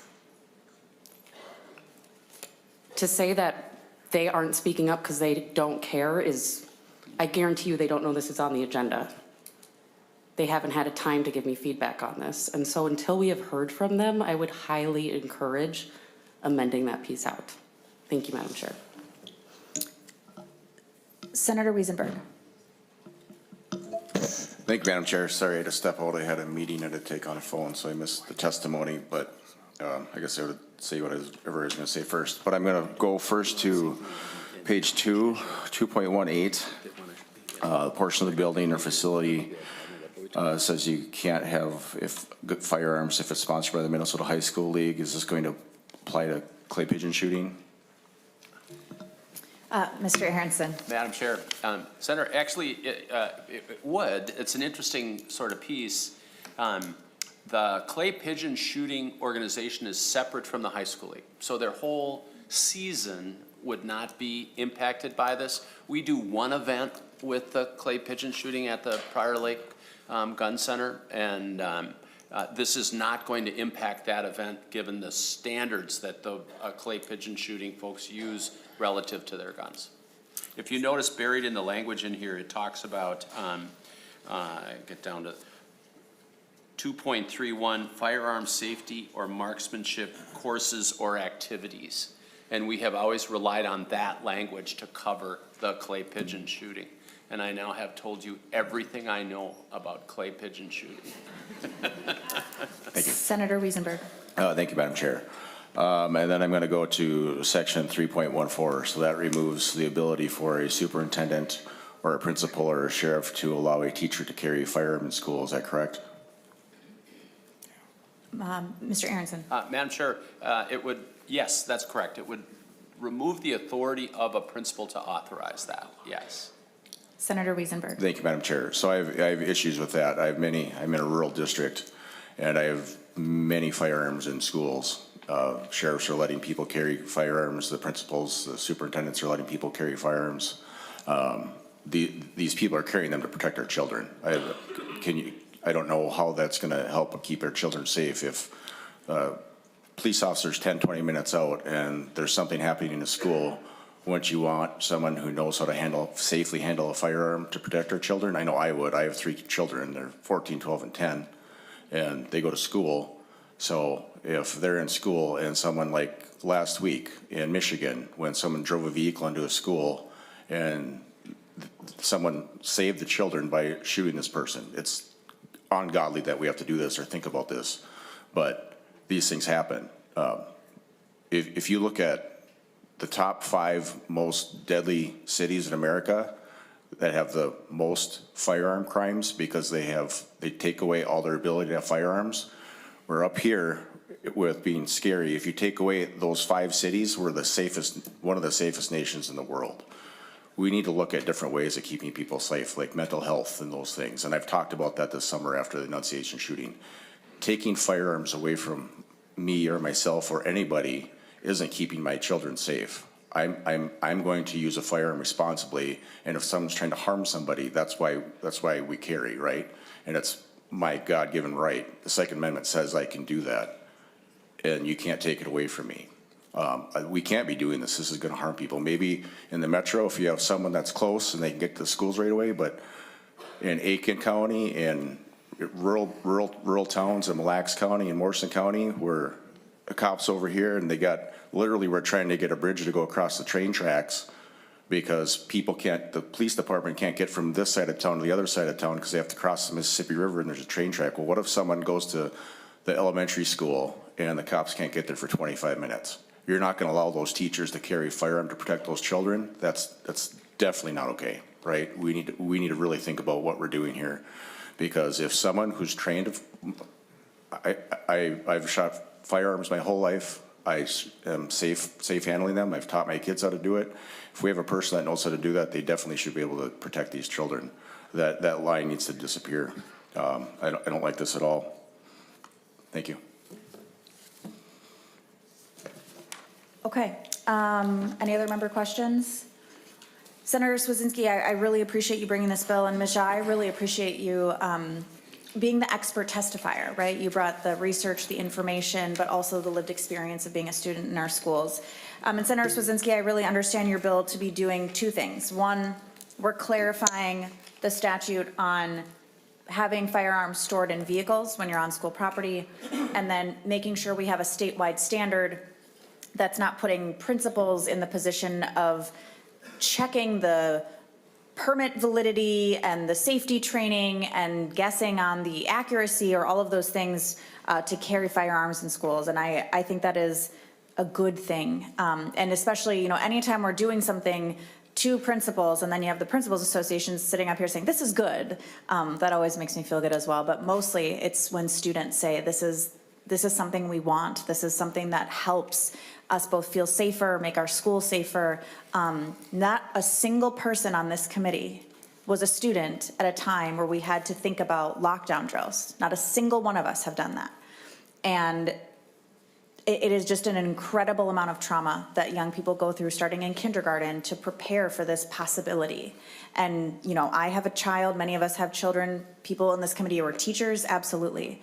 But it is indescribable to grow up with that as your developing brain, as this possibility of something that could happen in your school. And so I think when we hear from students, we need to listen to students, and this is a really good bill. So thank you so much for bringing it, Senator Cwodzinski. And with that, there's been a roll call requested. Senator Cwodzinski? No, you were wonderful. Nope, you are wonderful. You go ahead, Senator Cwodzinski, it's your bill. Thank you. And I just want to remind members, whenever, we have to do something. I mean, I don't know what that something is, but I'm not going to look at an enunciation parent in 2 months from now and just, we tried to do something and nothing got done. And the Second Amendment does begin with the words, well-regulated. The word regulation is allowed in America under the Second Amendment. And I wonder how history is going to deal with this, and how they're going to look at, what is she going to say to her grandkids? And will we never do anything since going back to Columbine? And are we just going to throw up our arms all the time and just say, well, we can't seem to get together or see eye to eye? And I just don't know. And the Sheriff's Association, they want uniformity on this bill. They don't want a hodgepodge. The county if the school districts are on the edge of a county and the closest Sheriff's Association group is in a different county, and they answer a 911 call and find out that district has a different policy of guns on campus, and to have a general uniform so that every sheriff and every cop and every peace officer and every SRO knows that a statewide policy is applicable to every school. And I just want to end with saying, I don't know. When I see ads for bulletproof backpacks and people advocating for those in our schools, and that our principals and superintendents are trying to figure out how to make the schools look more like a fortress. And we talked earlier today about school climate and culture and community, and I just don't know. But I know that, a man much smarter than I in 1863 said that we highly resolve that these dead shall have not died in vain, and that this nation under God shall have a new birth of freedom, and that government of the people, by the people, and for the people shall not perish from the earth. And I just wonder what the Republican Abe Lincoln would think about all this conversation behind guns in our schools today. So thank you for indulging me, Madam Chair. Thank you, Senator Cwodzinski. And with that, Senator Cwodzinski renews his motion that Senate File 3572 as amended be recommended to pass and referred to the Committee on Finance. Roll call being requested, roll call granted. Ms. Otto will take the roll. Chair Cwodzinski. Yes. Vice Chair Makewaid. Yes. Senator Abeler. Respectfully, no. Senator Bolden. Yes. Senator Coleman. No. Senator Duckworth. Yes. Senator Hauschildt. Yes. Senator Kunesh. Yes. Senator Mann. Yes. Senator Miller. No. Senator Wiesenberg.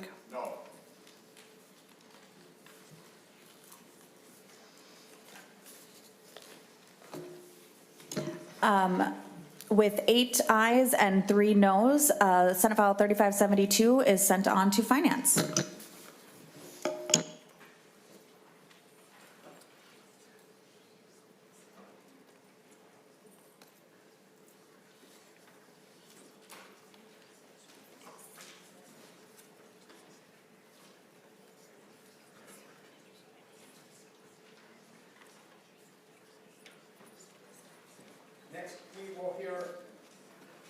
Next, we'll hear Senate File 29.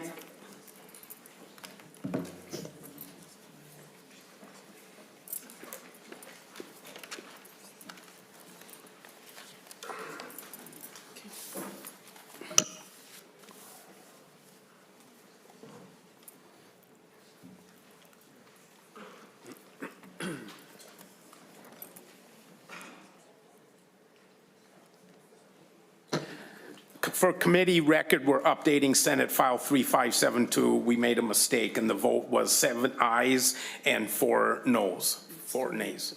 And it still moves to finance. So thank you, and sorry for that mistake. Next, we will hear Senate File 2909. Today, the intention is to send Senate File 2909 to the Committee on Commerce and Consumer Protection. Senator Kunesh, would you like to move the Senate File 2909 before the committee? So moved. Senator Kunesh, I understand you have the A1 amendment. I do. Please, do you want to say what the, so moved, to your A1 amendment. Thank you, Senator Cwodzinski, Chair Cwodzinski. It simply updates the dates in the bill and puts it in the order it needs to be. Thank you. Thank you. Any questions or comments about the A1 amendment? All those in favor say aye. Aye. All those opposed? Seeing none, the A1 amendment is adopted. Senator Kunesh, to your bill. Thank you, Senator Chair Cwodzinski. This year started with 3,200 teachers in Anoka Hennepin on the verge of a strike. The issue wasn't salaries or working conditions, it was health insurance, because the district was hit with a 22% increase from the previous year. Spiraling health care costs are just a big district problem. In Spring Valley, spiraling health care costs are not just a big district problem. In Spring Valley, a 6th grade teacher at Kingsland Public School, 44 teachers, 500 students, said it plainly when her carrier announced a major rate hike. Either I get insurance or I get a paycheck. The same story is playing out in Blooming Prairie, Stewartville, Casson-Mantorville, Pine Island, and many more. And I remember when I was teaching as a library media specialist, my educational assistant actually worked 100% for health insurance. There were months where she actually had to pay in if there weren't enough days in the school calendar to cover her health insurance. That should not happen. Across about 330 Minnesota school districts, every board and every union is fighting this battle alone. On the other side of the table sits a multi-billion-dollar industry that knows exactly how much leverage it has over a district of 44 teachers in Fillmore County. 2 years ago, this legislature made a historic investment in public education, and in district after district, most of those gains have been swallowed by insurance costs before they even reached a classroom. We know where the money went. One large pool for all Minnesota school employees levels the playing field, giving educators the collective bargaining power to push back against an industry that has been dictating terms for far too long. This bill, Senate File 2909, creates that large pool, and I ask all of you for your support. And with that, Chair, I have a few testifiers here with me. Thank you, Senator Kunesh, and I just want to remind all the testifiers, listen attentively to the previous speakers so that if you don't repeat what they said, and because we do have 2 pretty big bills left today with lots of people that want to weigh in, and so we're going to set a timer at 90 seconds, but loosely enforced, but be respectful of that. And again, just listen carefully to the previous testifiers and try to add something to everybody's arguments. And thank you, and begin and identify yourself for the record. Chair Cwodzinski and members of the committee, my name is Adam Janiak, and I'm a negotiations specialist at Education Minnesota. Senate File 2909 creates a statewide large health insurance pool for all public school employees. The pool, named the Educator Group Insurance Program, or EGIP, would provide increased stability across the state for districts small and large. Teachers, paraprofessionals, custodians, and other school employees would all be eligible through their public school employer. The creation of the EGIP pool would create increased stability and predictability by spreading risk over a larger group. The state would oversee the program similarly to how they currently oversee CGIP. The EGIP program would be modeled after the current state program as well. This mirroring in design and the additional size that EGIP brings will provide the state with additional leverage and negotiating power when dealing with health insurance carriers and providers. Additionally, a labor management committee will exist to give input and be a part of future decision-making around plan design.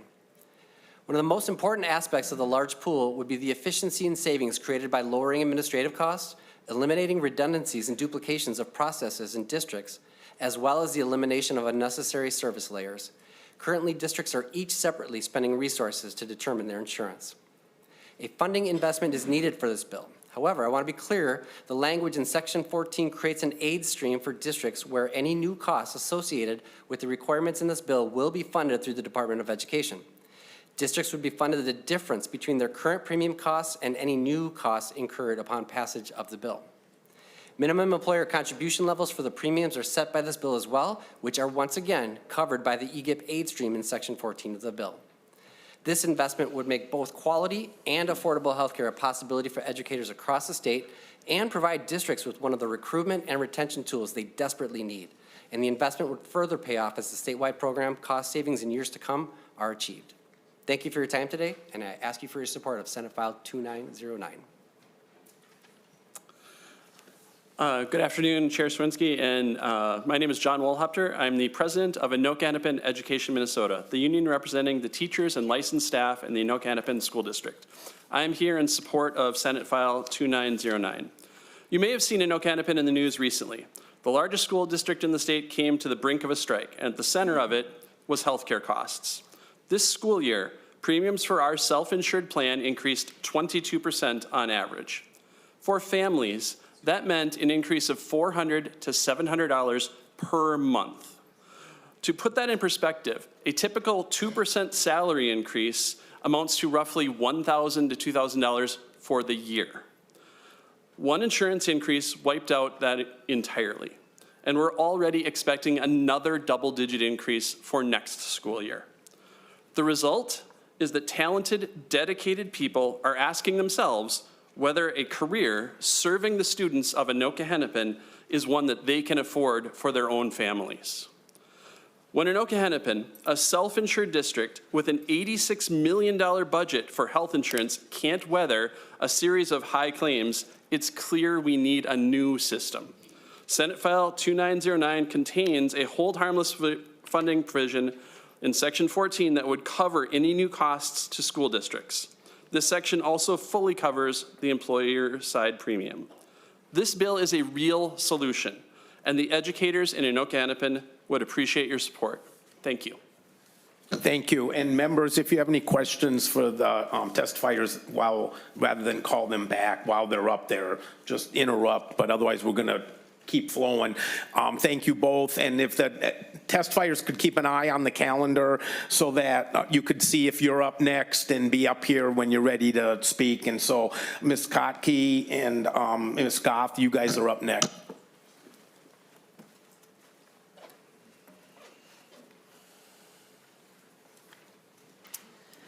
Good afternoon. My name is Amanda Kutke, and I'm a science teacher at Glencoe Silver Lake School District. And I'm here to share what many educators across the state are forced to deal with as these healthcare costs are out of control. A year ago, my son got sick, and with 2 lethargic days, my gut said we should take him in.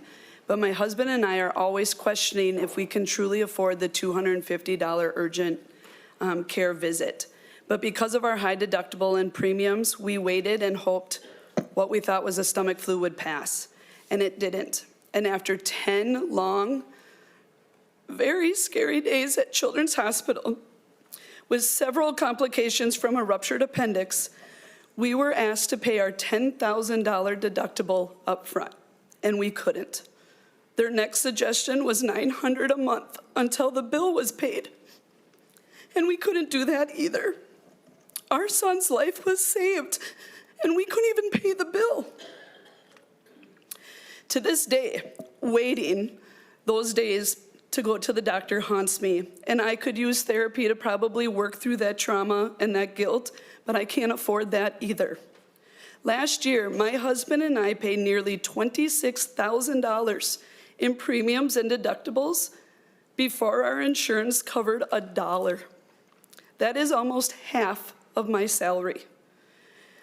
After an 18% increase last year, 15% increase this year, my paycheck no longer covers our insurance and our mortgage. In the last 6 years at our district, our insurance has increased 165%.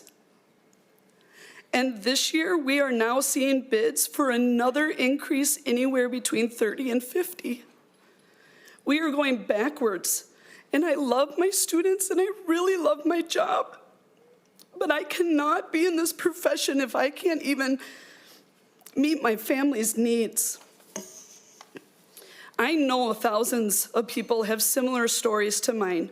We know unaffordable private insurance is a statewide problem, and educators are coming up with a solution to provide some financial relief.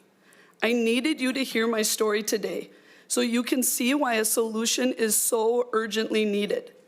The EGIP is a realistic way to cut costs and improve care for all educators. I urgently ask you to support this bill and make change. Chair, members, my name is Lori Goff, and I'm a special education para for the St. Michael Albertville School District. There was a time when education support professional jobs were sought after because of the good pay and great benefits. But after 25 years of underfunding by the state of Minnesota, our wages and benefits have not kept up, and positions like mine are now hard to fill. After decades of disinvestment, my insurance is, well, bad. I'd like to tell you about my son, Jacob. One day he woke up and couldn't see out of his right eye.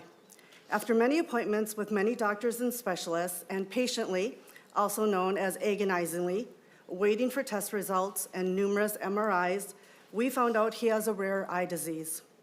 It took a year, but the doctors found a way to stabilize it. Unfortunately, our insurance will not cover the medication the doctor prescribed. Instead, we are forced to use a medication that is for children with cancer who are waiting for a bone marrow transplant. It suppresses the immune system and has possibly devastating and irreversible long-term side effects. He needs to be on this for at least 3 years and possibly forever. This medication isn't covered by insurance either, but it's $168 a month out of pocket rather than $7,000. I work 3 jobs just to pay for our medical expenses. My son may still lose his sight. Imagine telling your child that you can't afford to keep him healthy. I don't want to be just one more sad story, but I do want to put a face to a statewide problem. ESPs in every district in our state are struggling to care for our families. This is a statewide problem, and it needs a statewide solution. That's why the statewide health insurance bill is so important. It would allow us to care for our kids at school, but more importantly, our families at home. I encourage you to support this bill. Thank you so much for your time. Thank you. Ms. Scott and Mr. Mensink.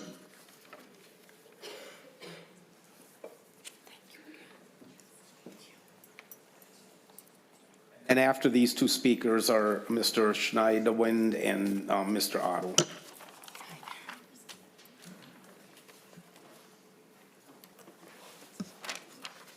I'll start.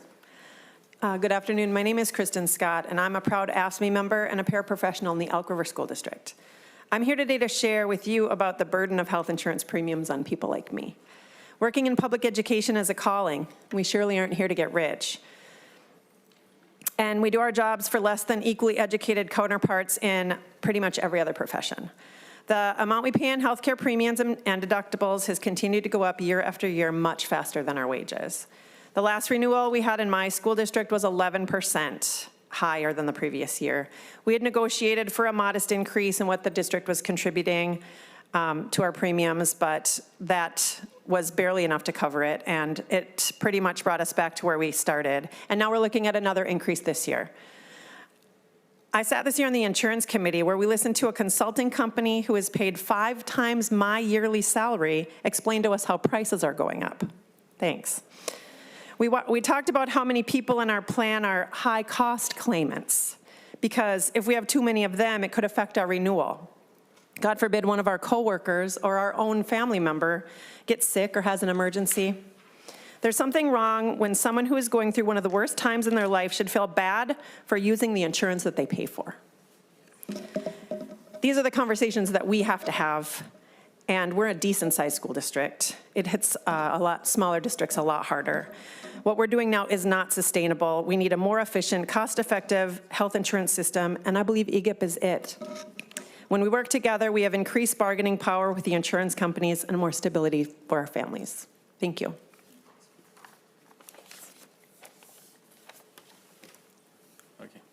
Hello. I was asked to speak on behalf of district. Oh, sorry. My name is Todd Mensing, Director of Labor Relations and Benefits for the Anoka-Hennepin School District, and I was asked to speak on behalf of district administration about concerns with the bill. While a mandatory statewide plan is an option for addressing the uneven distribution of catastrophic claims, it's important to be realistic about what it will accomplish. Ultimately, the bill levels out premiums, increasing them for districts with lower claims and vice versa. In exchange for this guarantee of average premiums, districts lose the flexibility to design plans that cater to the interests of their members. Another option that could address the problem while preserving the right of districts and locals to negotiate their own plans would be the creation of a mandatory statewide stop-loss pool. The more concerning part of the bill replaces negotiated eligibility and contribution decisions with state-mandated thresholds. Over the course of decades of collective bargaining, unions and districts in Minnesota have weighed the marginal costs of placing money on salary versus insurance and reached agreements to maximize limited resources. This year, we narrowly avoided a strike by reaching a settlement that balanced the salary and insurance needs of our teachers. Had this bill been law and we were unable to offer any salary increases because all of our authority was committed to insurance premiums, I can't say with confidence that we would have been able to avoid a strike, especially when you consider that the bill requires districts to subsidize the premiums of striking employees. In an attempt to hold districts harmless, the bill provides a subsidy that further undermines negotiated working agreements by providing less money to those who chose health insurance over salary in the past. Senators, I want to stress that we support finding solutions for the problem of catastrophic claims, but ask that you don't allow it to be used to undermine the right of districts and unions to negotiate total compensation decisions that best meet our needs. Thank you. And the last two. Oh, Senator Mayquaid. Thank you, Mr. Chair. Ms. Scott, can you tell me who your health insurance company is? We have, wow, that's a good question. I don't use it very often because it costs a lot to use it because I have a high deductible plan. Health Partners. Thank you. Next two testifiers.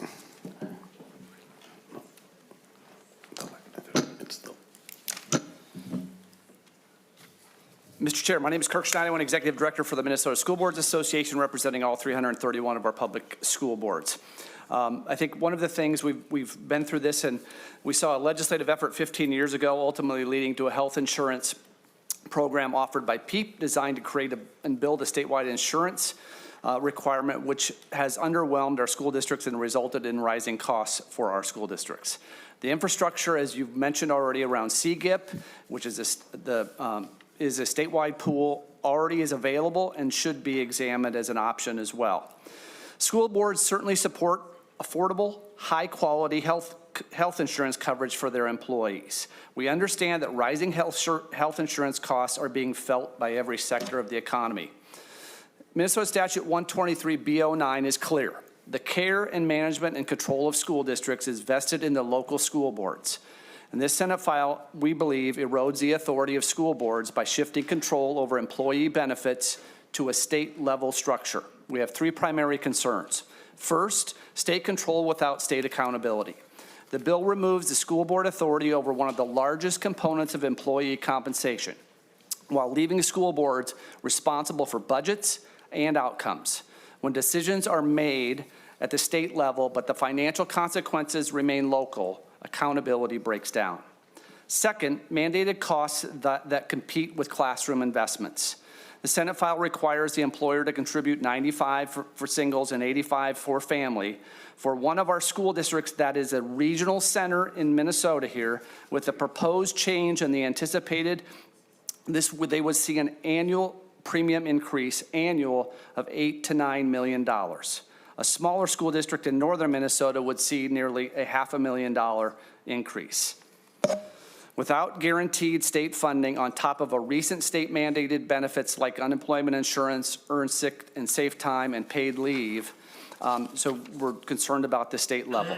If the bill does become law, a 12-person state committee, 10 of whom represent labor organizations, will control the benefits and designs with no input by the school board members who control or set the budgets at the local level. Local accountability will be lost. The state's action will result perhaps in staff reductions and will certainly impact students.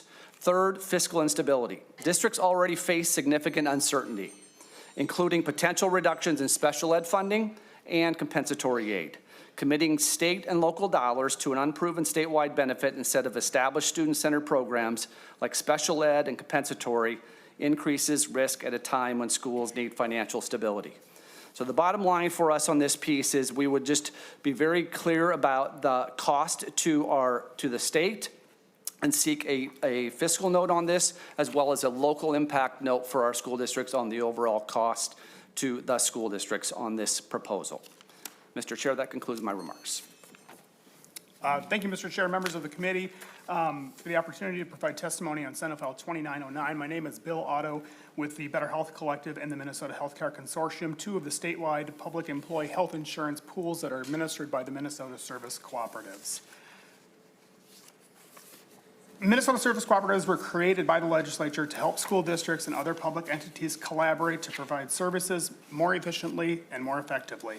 One of the most successful examples of that mission is the health insurance pools operated through and sponsored by the service cooperatives here in Minnesota, which currently cover 20,000 lives. These pools exist because districts voluntarily came together to better leverage their collective buying power, while maintaining local governance and the flexibility needed to meet the needs of their workforce.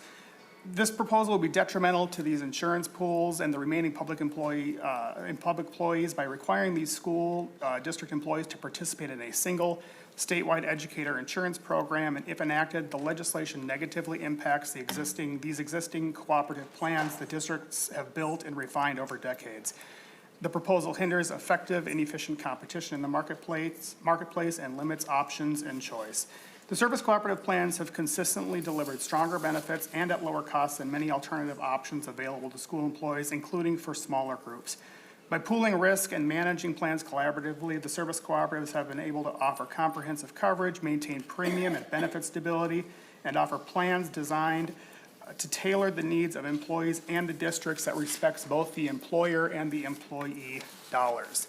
The pools increase risk diversification, improve predictability, and offer public sector employers a stable and competitive alternative in the marketplace. We recognize, we respect the goal of ensuring that educators have access to quality and affordable healthcare coverage, and we simply ask that service cooperative pools remain an option. I want to leave you with one final thought. This legislation is not an abstract concept by any means. As a public employee, an employee of one of Minnesota's 9 service cooperatives, I'm covered under one of these plans. My spouse and son are covered as well. So this definitely has personal impacts to our healthcare coverage as well. Thank you for your time.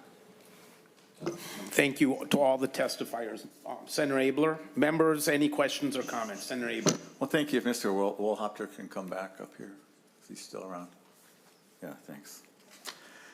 Yeah, Mr. Chair, the more testifiers from Anoka, the better, I think. This is 2 on 1 bill. It's just got to be a good day. Ironically, they're at opposite ends of the pole, but that's how we are. We try to take the differences and find a way to bridge, Mr. Chair. Anyway, Mr. Wolhopter, welcome to here.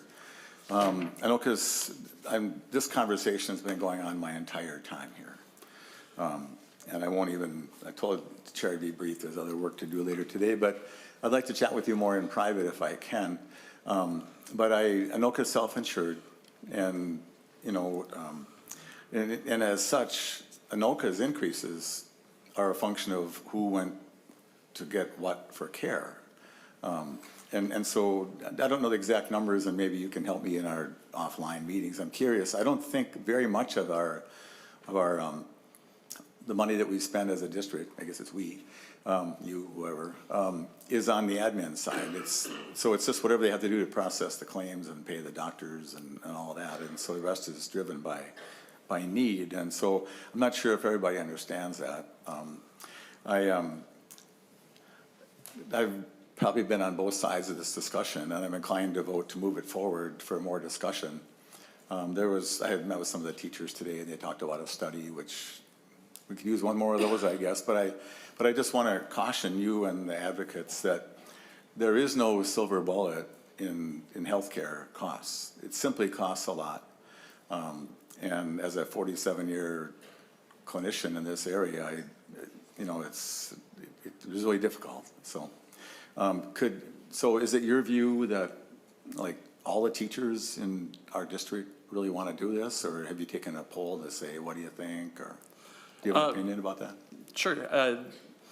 We just had our insurance committee meeting last night and had the really difficult discussion about trying to manage these costs by trading off for increased deductibles and those kinds of things. So what I'm hearing from our members consistently across is that it is not sustainable. I didn't mention in my testimony, we had about 900 insured individuals leave our plan last year out of a pool of around 10,000. So that's dependents and everyone. And so the more people that continue to leave our pool, the less stable that self-insured pool becomes. And that's a genuine concern as those costs continue to rise. And at the heart of this bill is the idea that everyone has a bad day sometimes. And the more that we can spread those bad days across a larger group of people, the less the peaks and valleys exist. And to your point, that's not a perfect solution. There isn't a silver bullet to solve the larger crisis in healthcare, but this is a step towards trying to make things more sustainable for educators across the state. Thanks. And Mr. Chair, as a historian, I just realized Silver Bullet is the Lone Ranger, which most people in this room have no idea who that was. Hi-ho, silver, away. Anyway, one of my childhood heroes in the 60s. He was fighting bad guys. Last question, where did the 900 people go? My understanding is they left to go to spousal insurance. I think in some cases, those may be individuals who are hourly employees who maybe even because of the costs of our plan might have qualified for state other types of insurance. So yeah. Well, thanks. Make sure I have your contact. We'll chat offline. Thank you, Mr. Chair. Senator Bolden. Thank you, Mr. Chair. Thank you, Senator Kunesh, for bringing this bill. And I want to thank the testifiers for coming to share your stories. I would agree with what was just said, that the status quo, this current path that we are on, is not sustainable. That's pretty clear. And so thank you for bringing a potential solution. Agree, this does not solve the greater problem of our healthcare system, which is problematic in so many ways and harming people in many ways. No one should have to work 3 jobs to afford a medication that their child needs to keep them from losing their sight. Right. No one should have to make the decision of like, should I take my sick child to the doctor or can we wait a few days? And what happens if we wait? And we heard the potential consequences of that. Like this is people's lives. It should not be this way. And we have a whole lot of work to do related to our broader healthcare system, and I'm committed to that work. Healthcare is a human right, and everyone should have access to the care that they need. This is one way that will improve that for some folks who are doing incredible work in our communities, educating our kids. The question about just 900 people who left, I imagine some of those 900 people probably chose not to have health insurance potentially. And so then, again, making really difficult choices about, am I going to get care or am I not? And so we need educators. We need people to stay in these roles. We want people to stay in these roles. We should be supporting them in every way that we can. And so, again, this is not like the solution to the entire healthcare system problems, but it's one way that we can support educators and ensure that people have another way to get healthcare which they need and deserve. So thank you for bringing this. Thank you. Senator Makewaite. Thank you, Chair Cwodzinski, and Senator Kunesh, thank you so much for bringing this bill. I am so proud to be a co-author with you on this bill. I believe in it wholeheartedly, and if I might yell. And I only got to ask Ms. Scott which health insurance she used. And I wanted to ask Ms. Goff and Ms. Kotke as well, but before bringing people up to the table, maybe I'll just get it out of the way so people don't think I'm yelling at them. In 2025, the Blue Cross Blue Shield CEO made $4.3 million. She got a 34% increase. The United Health Group CEO got $26.3 million. The Health Partners, the nonprofit health insurance, got $2.4 million in pay. And so we're sitting here listening to a high school science teacher talk about how she couldn't bring her kid to the doctor when their appendix ruptured. And the CEO that owns and runs the insurance company where all these teachers are trying to get their insurance from made millions of dollars, pretty much no matter who it is. This is insane, and it is unconscionable that it is happening in our country. And so what Senator Bolden said is 100% correct. This cannot be the way we go on. The insurance company system exists to deny us claims, take our money, and keep us sick. Every other country on the planet has figured this out. And not to pile on my colleague, Senator Abeler, but the cost increases aren't driven by need of the care for people. It's driven by the need of the CEOs and the insurance executives for more money. That's all this is. Every other country in the world has people who have appendix ruptures and knee replacements and diabetes. And somehow we're the only country in the world where you can't afford to get medication. You can't afford to go see your doctor. It's a choice. Yeah. It is a choice we make, and we don't have to keep making it. And so I'm so grateful to you for championing this bill. We can make different choices, and this is one that we can make, especially for the people who are educating our children and caring for our children. They deserve everything in the world. And I know I've told this story before, but I got into my first fight with my parents when I was in kindergarten because I was 100% sure that the highest paying job was a teacher. And my mom was like, it's not. And I was like, what's the highest paying job? And she started rattling off, astronaut or surgeon. I said, well, who taught him how to do it? That was my gotcha, because whatever job there is that exists, somebody had to teach somebody how to read and write and do all of those things to become that. And so I just no to insurance CEOs, no to health insurance in general, and all that we can do to help our education professionals get the affordable health care they deserve. Thank you, Senator Bolden and Senator May Quaid, for thank you for everything. Thank you, Senator Kunesh. I just want to thank you myself and just say, when I meet with teachers, this is right at the top of their list of things. And I did meet a teacher this fall, and she said, I love my family and I love my job, and I can't afford to do them both. And I'll just never forget, in fact, it was with you at a school we visited. Anyways, any closing comments? Yeah, I just wanted to respond to a couple things that were set up here. And I guess what really irked me the first time was what I took away from some of these school administrators is that we're taking away their negotiating power.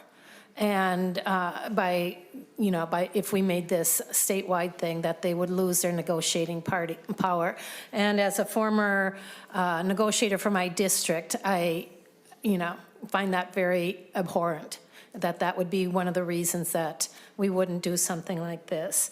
But when they talked about school districts having to pay 85% of the cost of the premium or something like that, this bill has a funding mechanism in it to reimburse districts for additional costs associated with paying this premium split.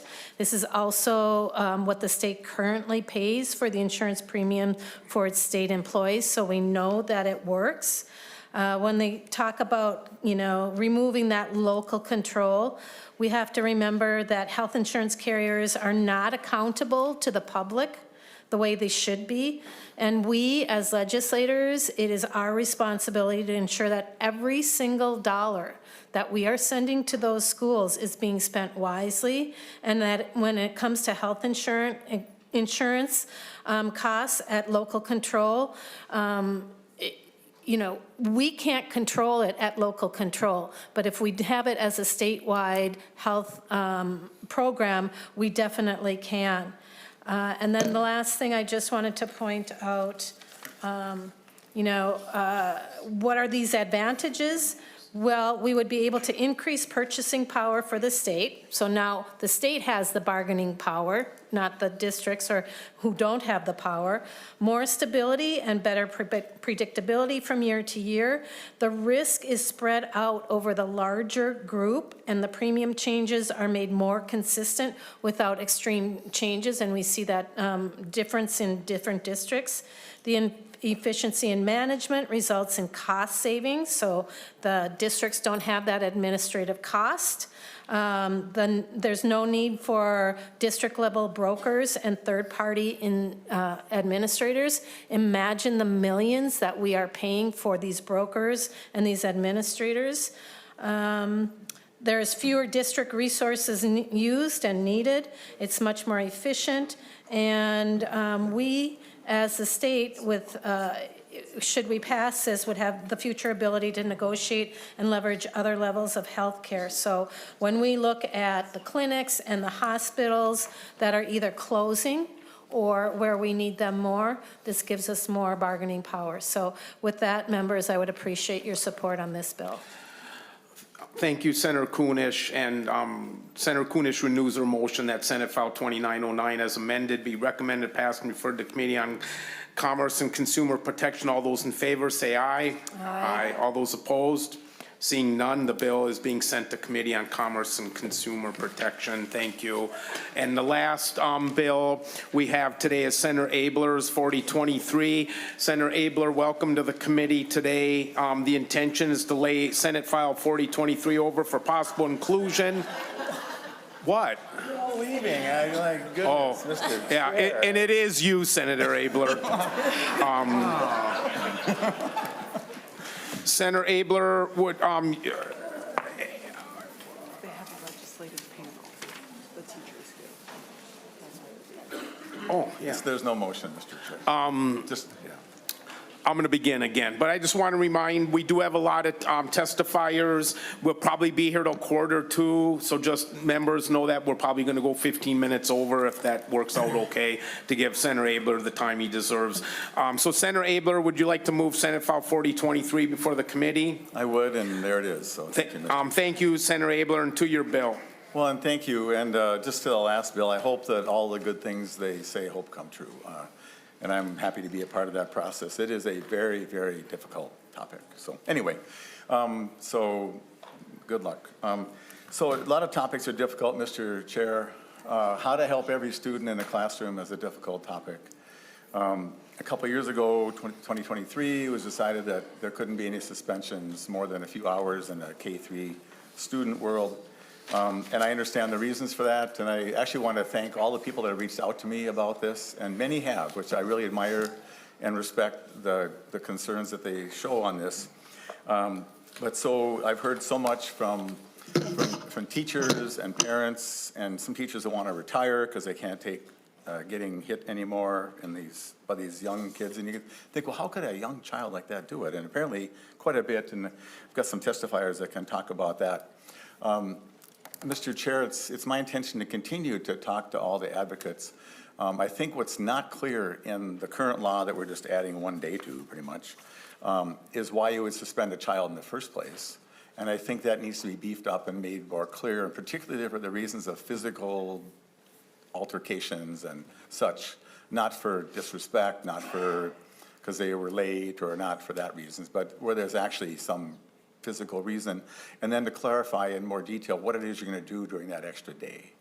So I think that's necessary, and the testifiers will speak for themselves, and so I'm going to keep it very brief. I appreciate the chance to be here, and I think when the dust settles, I think it's be a very useful tool to help not only the child that we're concerned about, but the other fellows in the class, because when you evacuate a room, that means there's 25 kids that aren't learning at all that day, and then they feel fearful. So with that, Mr. Chair, I've got some amazing testifiers, and I'll let them take over. Thank you. And Senator Abeler, thank you for bringing this bill forward. You and I have talked about this a lot over the last few years. So just if everybody, all the testifiers could be aware of when they're up and keep this thing moving as efficiently as possible.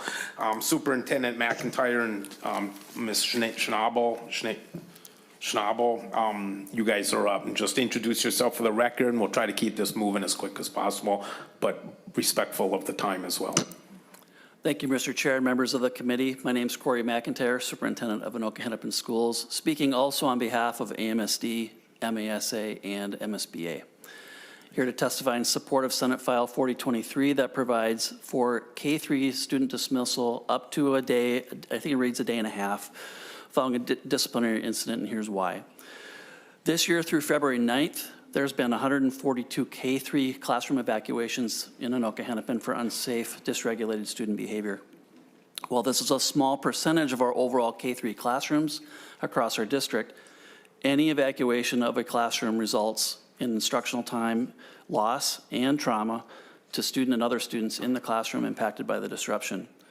Year to date, we've had 157 staff injuries. 70% of them are in grades K-3 due to challenging student behavior. So again, 70% of our staff injuries are at this level.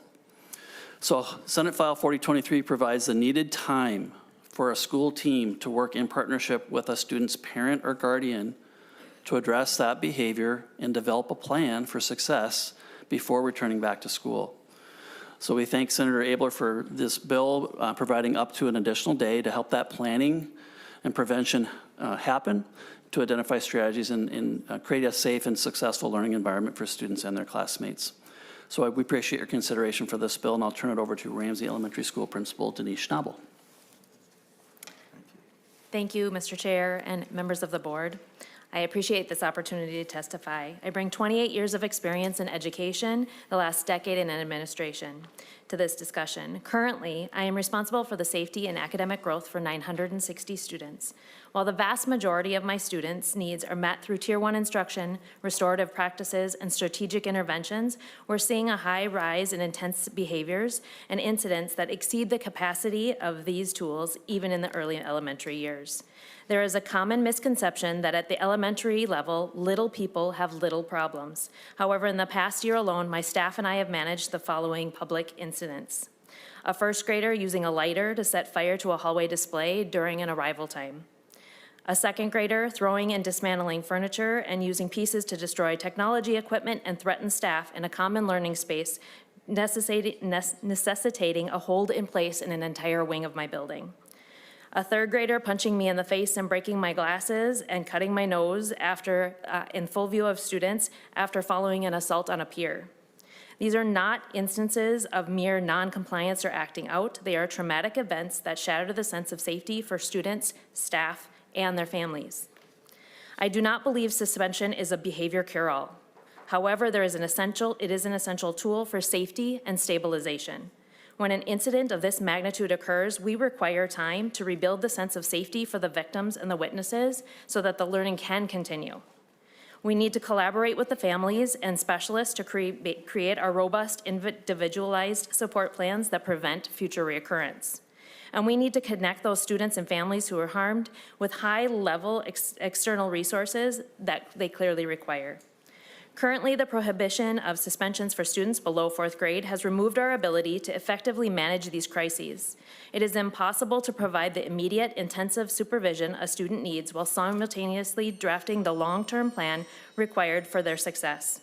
This policy was rooted in well-intentioned equity goals, but the unintended consequences has been a compromise of safety and a decrease in our ability to serve our most vulnerable children. I ask that you restore administrative discretion to add this one day to ensure our schools remain safe, nurturing environments for every one of our students. Thank you. Next up, we have Brett Dormstrad and Deb York. And thank you, testifiers.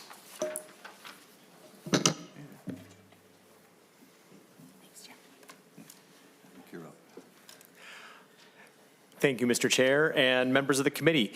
Thank you for this opportunity to speak today. My name is Brett Domstrand, and I'm the principal of Lake Marion Elementary in Lakeville, and I'm here representing the elementary principals of Minnesota. We have built something special at our school. It's a place where every child feels like they belong. It's a place where kids are excited to come each day, and a place where they know that they're safe. That word safe matters, because right now there are moments when we cannot always guarantee it. I want to be clear, I do not sit here in front of you wanting to suspend children. We believe deeply in supporting our kids, in keeping them safe at school, and in doing everything we can to help them succeed. But we are facing situations that are beyond what this law allows us to respond to effectively. We are seeing high-intensity behaviors, students threatening harm, hitting, kicking, throwing objects across the classrooms.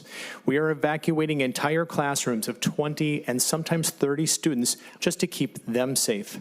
And then the very next day, that student is back in class. No time, no space, no ability to fully reset and put the right supports in place.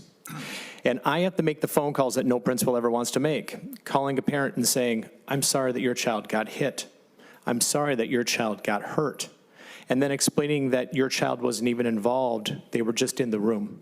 They were a bystander. And that's hard because those families trust us with their children. And I worry about the message that we are sending to every student watching. When serious harm happens and nothing visibly changes, what are they learning about safety, about accountability, and about trust? Right now, the law strips principals of a critical tool. It assumes that every situation can be handled without a short-term removal. But in the most extreme cases, we need time. Time to bring the team together, time to make a real plan, time to make sure that when a student returns, we are truly ready to support them and protect everyone else. The same-day dismissal does not give us that. This is not just about suspensions, it's about moments when safety is on the line and trusting us as principals to use our judgment, to act responsibly, and to do what's right for all students, because every child deserves that. We are being asked to choose between compassion and safety, but in our schools, we have to deliver both. And so with the United Principal voice, please give us that flexibility to do that. Thank you. I guess it's my turn. Good afternoon, Chair Cwodzinski and all the members. I'm Debbie York, and I'm honored to be here today. I have been a safe school advocate for the past 20 years, actually, and I have spoken to our House of Representatives, and I have talked to senators before, and I'm really thrilled to be here today. This is a very, very important bill that Senator Abeler has brought forward. I've got 20 years to share, so I'm going to try to cut it really, really fast. I want to say that what happened to me is really why I'm here today. These kids need help, and this bill will do exactly what has been talked about all day today. It will prevent the shootings and the mental health issues that we know surface for these kids when they're not getting what they need immediately. It will ensure that teachers are able to stay in the classroom and govern a safe classroom, which is a law that is not being passed followed in our state. I'm a retired teacher with 35 years of classroom experiences. I, as I said, was a safe school advocate, and I have been that for years and years and years, and I loved every minute of teaching with my students. What led to my leaving education was I got assaulted by a student in November of 2009, 2010, as I intervened to prevent further harm to the classmates in my classroom. This child had been bussed in from inner city Minneapolis into my classroom, and I had no history of violence on this kid, nothing to understand what would help him be a confident and successful student. The problem was, as is for so many of these kids, he could read, and so till January, there was absolutely no intervention, nothing to support this child's behavior. By the time he beat me up, he had injured 13 of the kids in my classroom. As has been said before, parents called and wanted to know, is this really happening, Debbie? What's going on? And I'm not following my notes because, as you can tell, I'm getting very, very emotional. But as a teacher, your responsibility is to all those kids. And we have been failing those kids, as has been said over and over again, who must endure, walk on eggshells as kids are, like my little Abdi, are not getting the services, the pullout that he needed. Abdi was pulled out that afternoon, but immediately was put in the next morning with absolutely no intervention. His mom was not called in. I asked for the mom to be called in. We needed exactly what is in SF 4023. We need these kids to be pulled out and mom and dad to come in. We need the support staff to immediately talk about what's going on. We need to listen to the child one-on-one and give him or her the most important guidance and counseling that they are asking for. We know many of these kids that end up with guns and that are so troubled. We've heard about them all day today. These are the ones that don't get the help they need in K through 3. I have been teaching, as I said, for 30 years full-time with first graders. And I love these kids. I love the job, but we are losing teachers. These are teachers that, as Roger Aronson said, it is our responsibility to keep these kids safe, and teachers too. I reached out to the union, and the union told me in writing they have no duty to protect individual teachers in safety matters. And so what does a teacher do? You do Ms. what York, you can and you work. we've got to cut you off. And I thank you so much, Senator Cwodzinski. I've met with you many times. Thank you for today. This is so important. And I have much more to say, and you can tell I'm very passionate. But I do want to say I had 3 major surgeries, and this is important. Social Security deemed me permanently and totally disabled after the injury. And I had to have spinal cervical bone fusion and both knees replaced because the child fell on me. So this is serious. This is important for kids and teachers too. Thank you so much. Thank you. Next testifier is remote. Abdul. Thank you. Adil. 3 minutes. That's all right. Yes. Okay, thank you. Yeah, thank you so much. I'm going to time myself. You said 90 seconds, so I want to respect that. Thank you. And of course, and you know, Mr. Chair and members, thank you again for the opportunity to be able to testify. And I've met you, Mr. Chair, after my son was suspended in 2019. I have a son who has autism, has nonverbal autism, needs 101. He was suspended by Bloomington Public Schools by teacher Kelly Morris and Principal Jason Anderson. They knew he didn't understand suspension, yet they suspended him. I was waiting for him in the parking lot to pick him up, yet they suspended him. And I've heard a lot about today. I'm not going to read what I said because I want to stay on point and what people have said, that a lot of these administratives, they want suspension in their toolbox. Can we have education in your toolbox? And a lot of the children that are having behaviors, maybe because they have autism, maybe because they have another disability, maybe because they have mental health. And I contacted Representative Richardson, who carried this in the House after I heard this bill coming, and she said, we already have children who are having severe behaviors, who are injuring others. There's already a provision in the current law to suspend them and to also have talk about if it's autism, or if it's mental health, or if it's something else. But the idea of suspending them just even for a day, why? And then is the school going to be paid for that?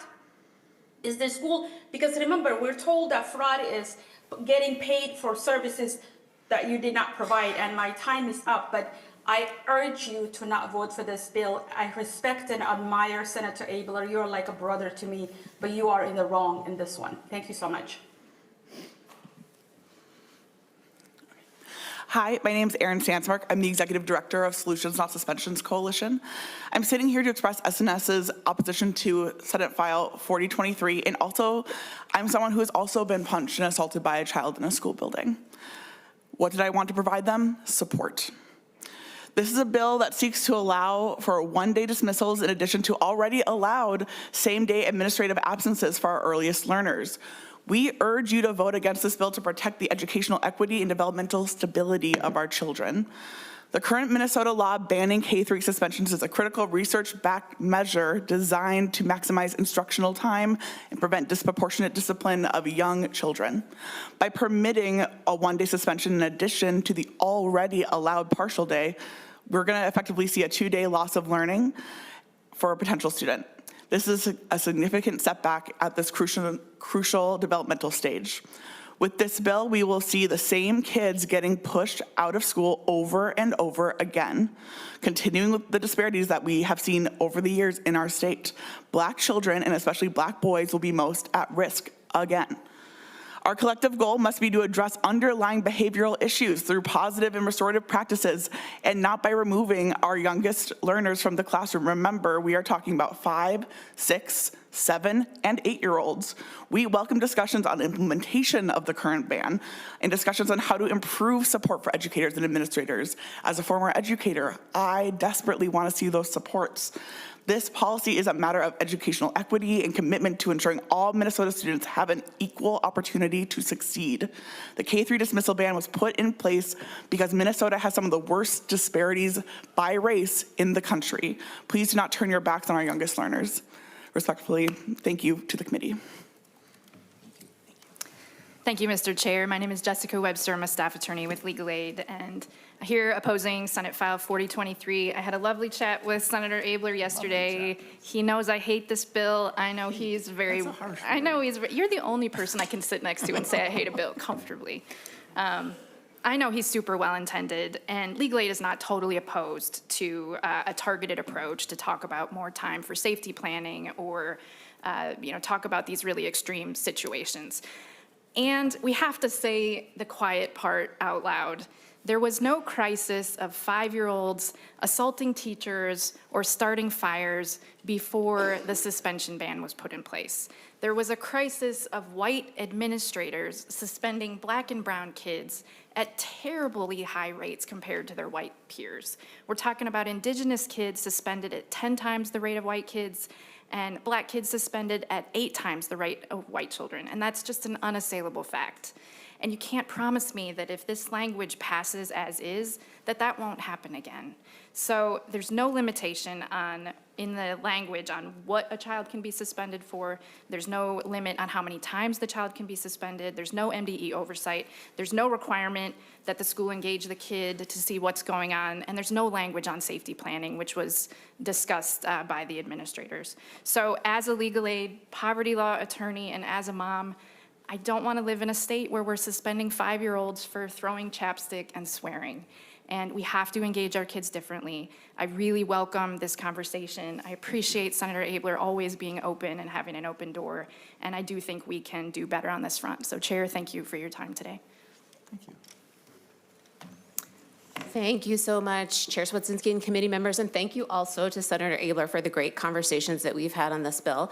I, too, strongly dislike this bill. And Can you identify yourself for the record? Sure. My name is Maren Christensen-Hofer, and I serve as the Executive Director for the Multicultural Autism Action Network.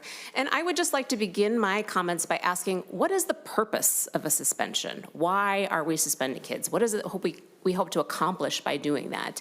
We've heard earlier testifiers to say that the purpose is to prevent future behavior, but there is zero evidence that tells us that suspension is actually a effective strategy for doing that.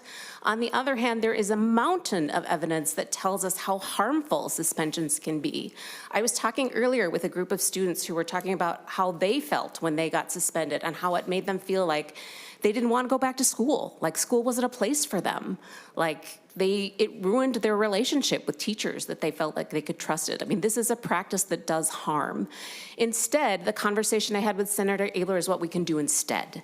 We can focus on looking at what was the skill this kid is missing that led to this behavior that got them suspended. Is it a communication skill? Is it a regulation skill? Is it something to do with conflict management? Is it being able to, ask for a break when they need it? That's what we should really be focusing on. That's what this discussion should be about. We should be looking at what are the factors that contributed to this behavior? Are there triggers that are known for this kid? Are there ways to prevent those things? Looking at how the adults intervened. Did they try to de-escalate? Was there something that was successful? We also have to be honest in looking at, were there things the adults did that made it worse? Did we contribute to the problem? Those are the conversations that we should be having if we want to prevent future behaviors, not suspending kids, because they're not going to learn these skills if they're not in school. I would really ask us to focus on practices that get away from an ineffective, inequitable, and harmful approach, and let's focus on things that work. We'd really love to have that conversation, so please vote no. Thank you. Good afternoon, Chair Cwodzinski and members of the committee. My name is Naveen Solorzano O'Brien. I am the lead organizer for Educators for Excellence Minnesota, and I am here to respectfully ask you to testify in opposition of this bill, which would reinstate disciplinary suspensions for students in grades kindergarten through third grade. Educators for Excellence Minnesota is a teacher-led nonprofit representing over 2,500 Minnesota educators. Each year, our members identify what their top policy priorities are, and ending racial disparities in school disciplines consistently rises to the top. In Minnesota, Black and brown students continue to face significant achievement gaps compared to their white peers. If we are serious about closing those gaps, students need to be in school where they can learn. Suspending children as young as 5 to 8 years old does not move us closer to that goal. It moves us further away. Suspensions are a short-term response for a long-term challenge. They do not address root causes of behavior, such as trauma and unmet social emotional needs. Research shows that exclusionary discipline does little to reduce future misbehaviors or improve school climate. In fact, it can negatively impact students' academic outcomes and attendance and long-term success. As educators, we believe in accountability. There should absolutely be consequences for harmful behavior, but suspensions cannot be the default or the only option. Instead, schools should be supported in using approaches to keep students in classrooms while addressing behavioral effectively. These include like restorative practices, trauma-informed care, strong school climate teams, using school-wide data to identify and address challenges early, and access to mental health support. The K through 3rd suspension ban was only passed in 2023. It is still very early, and schools are still in the process of implementing these approaches. This bill would roll back that progress before we've given even a fair chance to work. Rather than reversing course now, we should be investing in tools and resources that help schools succeed under this policy. This is about ensuring every child has access to a supportive learning environment that upholds their dignity and gives them the opportunity to succeed. I urge you to oppose this bill. Thank you so much. Chair Cwodzinski, members, good afternoon. I'm Matt Shaver. I'm the dad of a kindergarten student, an actively licensed kindergarten through 6th grade teacher, and I'm the senior policy director at Allies. Thank you for the opportunity to testify today. Allies supported limiting suspensions for our youngest learners in order to eliminate disparities in suspension data. A handy rule of thumb is that our statewide enrollment has around 60% white students, 40% students of color. To understand our suspension data, just flip those numbers. About 60% of all suspensions are done to students of color, and 40% of suspensions are done to white students in Minnesota. This inequity is largely driven by differences in treatment for subjective behavior incidents labeled as defiance or disorderly conduct. Historically, kids in Minnesota who look like my son have systematically been given second chances and alternatives to suspensions, while students who look like his buddies have been handed suspensions at alarming rates. The second reason we supported limiting suspension was, as our absenteeism work has shown, we believe schools are places where kids can thrive, but that can't happen if students aren't in the building. Minnesota has one of the shortest school calendars in the country at 165 days. It's us, Oregon, and Colorado. 5- and 6-year-olds have precious too few days and hours of learning to spare to lose 2 suspensions. Kindergarten through 3rd grade is when students learn how to do school, what the expectations of school are, how to read and do math. Bringing back suspensions for these young learners is one policy guaranteed to increase our chronic absenteeism rates. Statewide, about 1 in 4 students are chronically absent, and the disaggregated student data is even worse. Allowing suspensions for our youngest learners will significantly disrupt efforts to improve consistent attendance. As a teacher, having clear, consistent behavior expectations helps set students and educators up for success. There's a sincere interest in allowing for suspensions for the youngest students in limited circumstances without repeating the disparate outcomes of the past for this age group and the current disparities we see in the older grades. It would behoove the legislature to be crystal clear about the kinds of subjective situations that 6-year-olds should not be getting suspended for. Should a 6-year-old be suspended for rolling their eyes at the teacher, talking back, truancy, kicking over a chair, not following directions, writing on a desk, saying hurtful words to a peer or a teacher? What specifically is the plan for when they're gone? There absolutely can be consequences and limits when children, even young children, make unsafe or harmful choices in school. The question has always been around what responses are fair and reasonable and will actually lead to decreasing those behaviors in the long run. I want to thank Senator Abeler for your willingness to engage in tough and candid conversations with interested parties to discuss the bill. The easy thing to do is write off people you disagree with as just being wrong and bad, and I appreciate your ongoing efforts to find reasonable common ground on this. It does exist. So thank you all for your public service for the state and the opportunity to testify.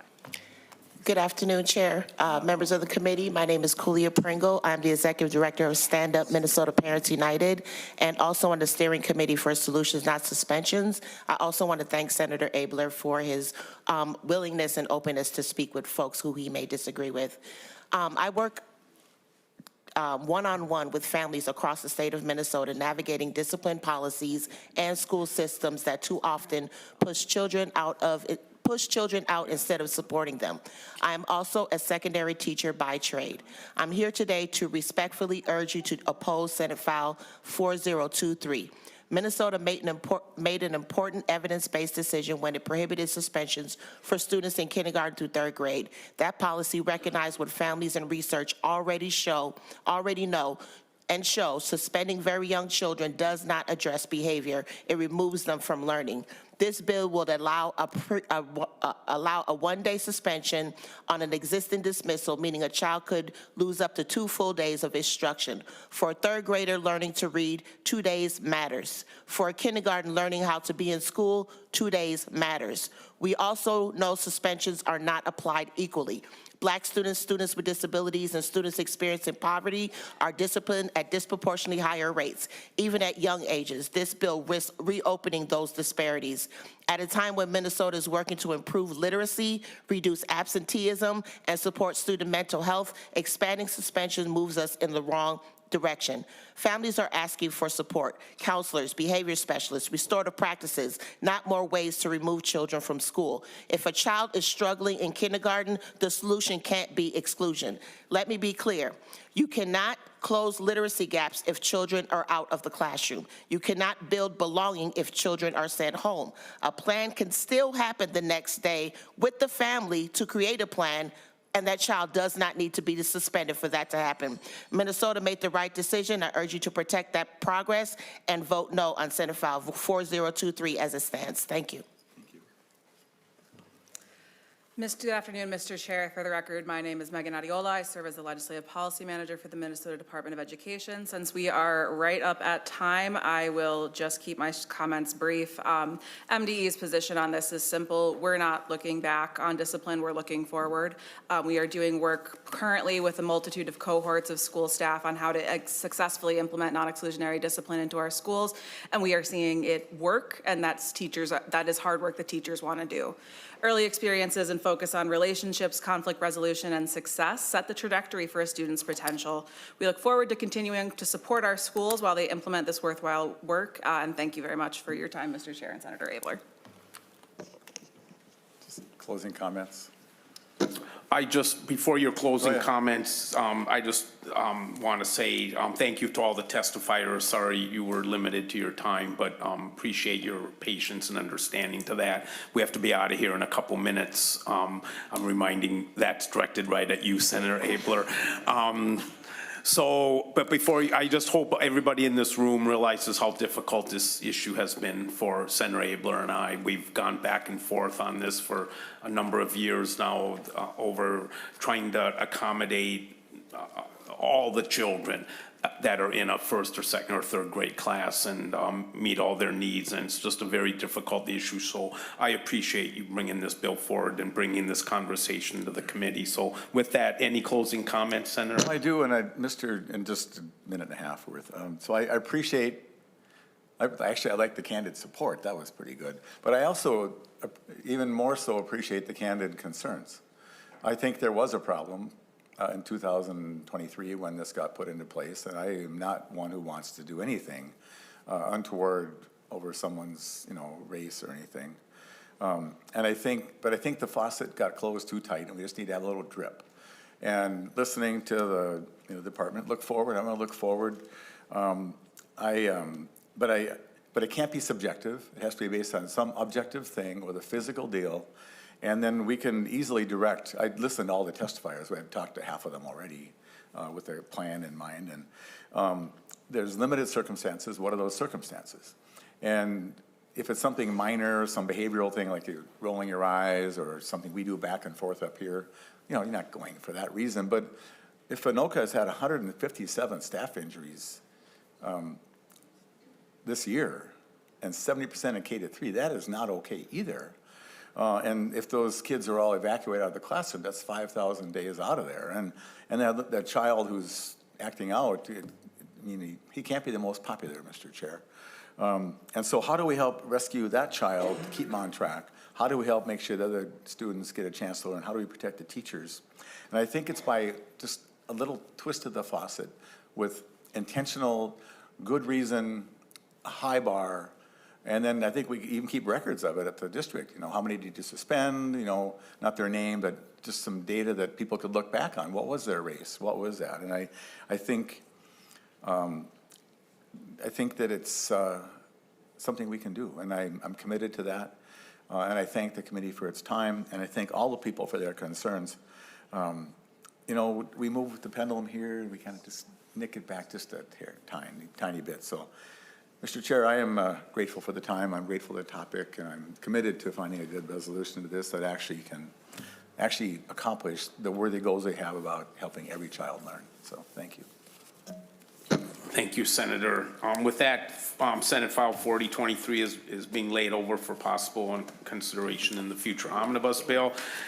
Next week, Monday, we will be rolling out our omnibus bill and taking public testimony. We will not take amendments that day, but if you have items you'd like to discuss, please come prepared.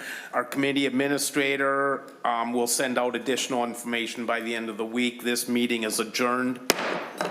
Enjoy the rest of your day.